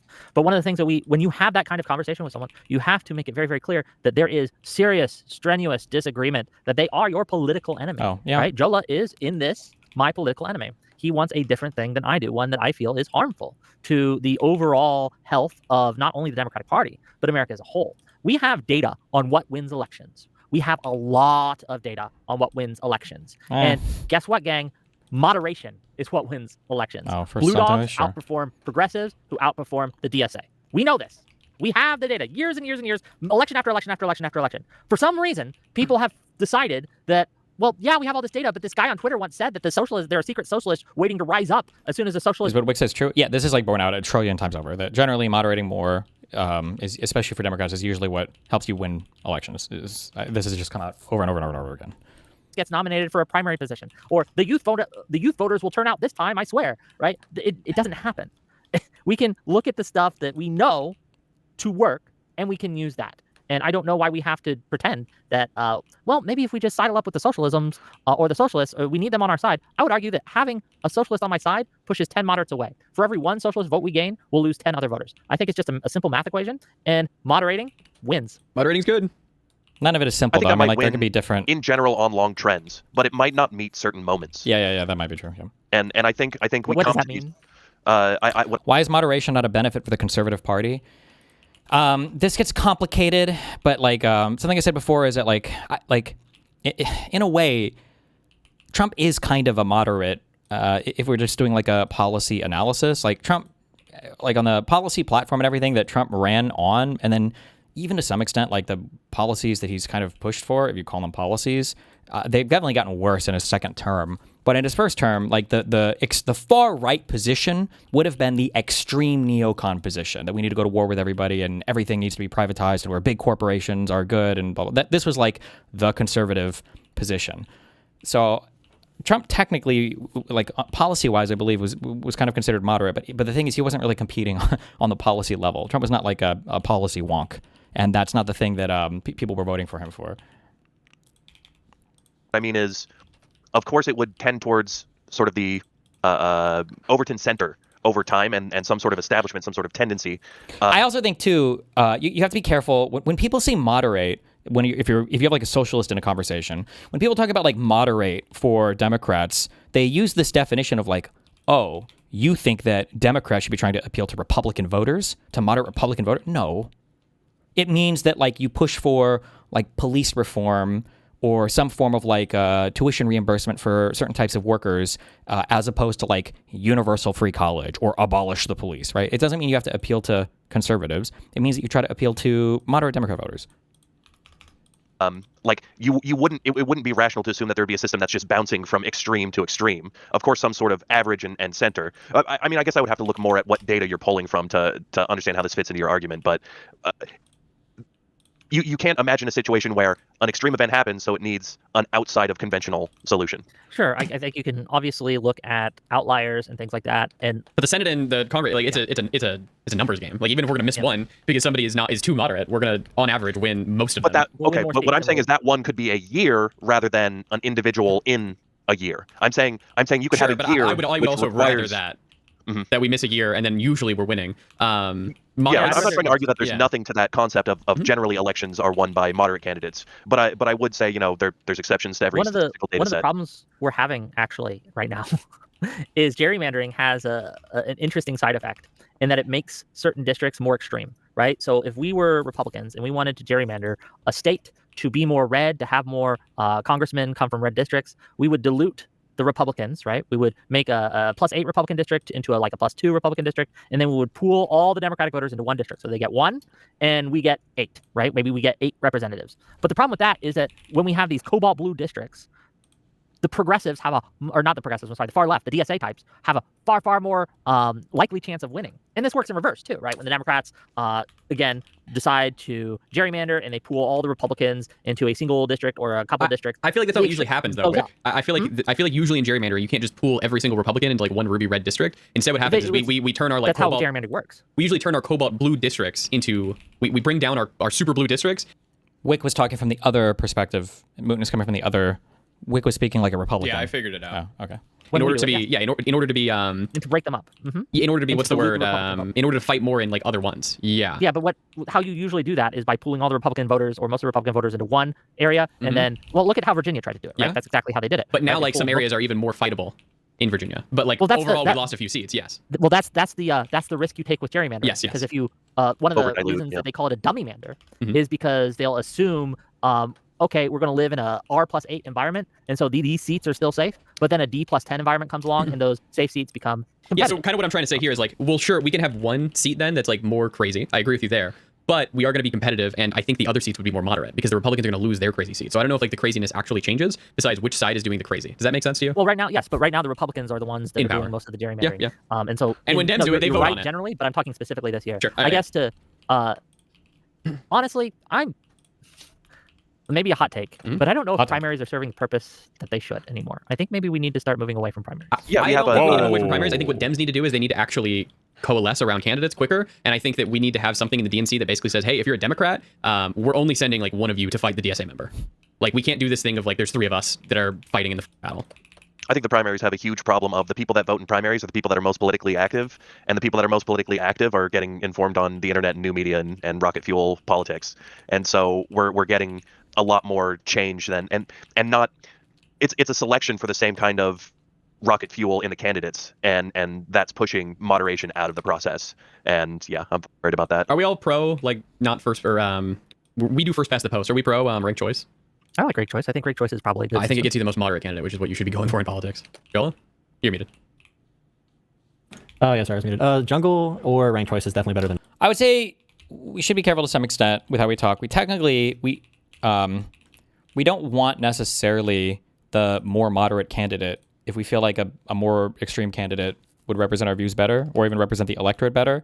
I think ideally, well, really from a strictly procedural point of view, the primary process should deliver the most electable candidate into the general, I believe, is the goal. On the primary, you want to select for the best candidate that your party most broadly supports that's going to win in the general election, technically. Now, we prefer moderates, and we also think that moderates can win, so that's like a byproduct of that ideally, but yeah, but this... Nothing. Okay, yeah, I vibe with Jungle, actually. Jungle's kind of fun. It would be fun. I haven't done the algebra on any of these things. I have no opinion. It's funny watching that Mayor guy lose for LA too, that dumbass reality TV show Mayor that lost to that socialist camp. That was funny as shit. Joel, I'm sensing your internal sense of political homelessness right now, and I just want to commiserate with you for a moment as someone who's progressive and has some radical ideas, but at the same time wants to take things step by step and be rational. I just like to commiserate with you for a moment over being politically homeless and being too extreme for the Hillary Clintons of the world, but not extreme enough for the Nazi oyster farmers of the world, or the extreme DSA. Yeah, I mean, I agree. I think there's going to be some type of lane for it, especially with like internet drama. Like I have this. Then why state mandate it? Why not have each party choose it internally? I mean, you could argue that might be a better system, but in the United States of America, we have wholly rejected party picks generally when it comes to any elected position ever. I'm trying to think. Do Americans vote on anything ever where the party picks the candidate? I think that in America, we like to vote on all those people. I don't know if it'd be a bad idea. Like, I think it's very common. I don't want to say in every system in the world, but it's very common that for like the presidents around the world or prime ministers, those are just selected by the party. Although some people will argue that when you vote for your members of parliament, usually you know who they're going to pick for the head position anyway. But I mean, even so, like the people don't usually choose. But in America, I think we just like to vote on all those. We've even trended away over time from having less democratic picks over people. So, like for instance, it used to be that our senators, our U.S. senators for the federal Congress, I think were usually just picked by the state legislatures. So the your state legislature would pick 2 senators, and then those would be the people that go. The people, like in a state, wouldn't even vote on that at all. But I think we've trended more and more over time towards like we just want to have our individual citizens voting on whatever they can for elected positions. Same number of videos attacking. It used to be back in the day. I think like if 2 people ran, the person who lost to the president would become the vice president. That was a thing. Couldn't the vice president, with their current understanding of how fucking the pardon works, couldn't they have just had someone go kill the president? They become the president and then pardon them. Wait, I'm sorry. Say that again. Back in the day, you used to get your VP political was from the opponent as other your party. vice president. Sure, yeah. Right? Yeah. So couldn't the vice president just have contracted somebody to go kill the president and then have pardoned them after the president was dead because they would become the president? I mean, theoretically, maybe. I don't know if murder was ever initially a federal offense, though. I'm not sure. It might have just been a state offense. But I think that probably wouldn't be very smart because then your vice president could do the same thing to you next, right? Yes. Yeah. Be pretty dumb for pardon to work like that. Or the extreme DSA. Yeah, I mean, I agree. I think there's going to be some type of lane for it, especially with like internet drama. Like I have the same number of videos attacking Hassan, Destiny, Crystal Ball, Kyle. Like I have the same number of videos going after all of them, probably even more going after the far left because I want them to be better and be improved. And I'm someone who has supported my governor, Josh Shapiro, who's very moderate, center right in some ways with like school vouchers, for example. And also, I don't think I buy this argument of like I just want somebody to be better. I feel like, generally speaking, you'll know if somebody feels that way. If somebody constantly has to clarify that, like, oh, I'm only doing this because I want these people to be better, then it feels like you've somehow failed to communicate that because people aren't getting that impression. That would be my assumption. But they're on Mamdani because I think I need to listen to where the voters are going. I need to sort of work with it and get to the best place I possibly can. And yeah, I just don't agree with the. But listening where the voters are going is like going to depend DSA. on what the area is, right? Yeah, but like with the current Democratic Party voting base, I can look at all these races and I can see why these candidates were chosen where they were. Like where the Daria Lisa won, I could see where they did not put in effort with campaigning and they did not take her seriously whatsoever until the very, very, very end, after the DSA was knocking doors for months and months and months. And that was like a 30-year incumbent who just thought they had it locked down. And they thought such a goofy candidate could not beat them, and they were wrong about it. That's one reason I'm not worried, because if Espaillat, I think his name was, if he would have done anything, he would have beat Daria Lisa. Yeah, I just don't think she's going to be there for more than one term. Well, one question for you on that, Jolef, right? You say we should go to where the voters are going, right? Move in their direction. Is that kind of your general thought process? We need to help guide it. We're not going to be in control of it as much as we want, but we have to help guide it to a productive place. Generally go with what the voters are going.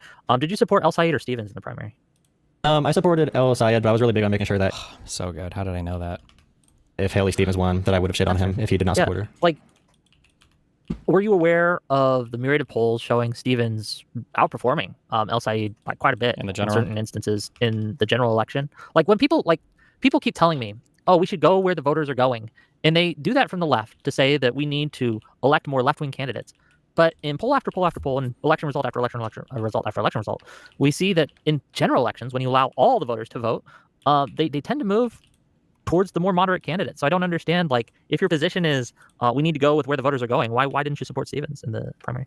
I'm not going to be your guy to trust all these polls. I'm not going to, like, Susan Collins was down by 9 points, and I think she won by like 12 points in 2020. Anything can happen in the next 90 days. I think it's malleable. The difference is a huge cop-out answer, right? So are you saying then that because he's implying that, well, I only preferred El Sayed because I didn't trust the polls, or maybe, well, actually, hold on, that's not fair. Maybe he preferred him for some other policy reason or whatever.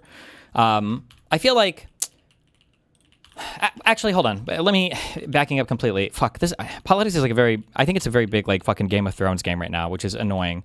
I do think on paper, I feel like El Sayed was a better candidate than, I'm sorry, would have been a better lawmaker than Haley Stevens. I don't know. I feel like I don't know if aside from the fucking APAC obsession, I don't know if El Sayed said anything I disagreed with. Actually, I'm not sure. Like he calls out Ukraine, like, which is good, which is nice, like in a good way. Like he has a strong position on that. He calls himself a capitalist, and I don't know how much that'll hold, but yeah, I don't know. It's yeah.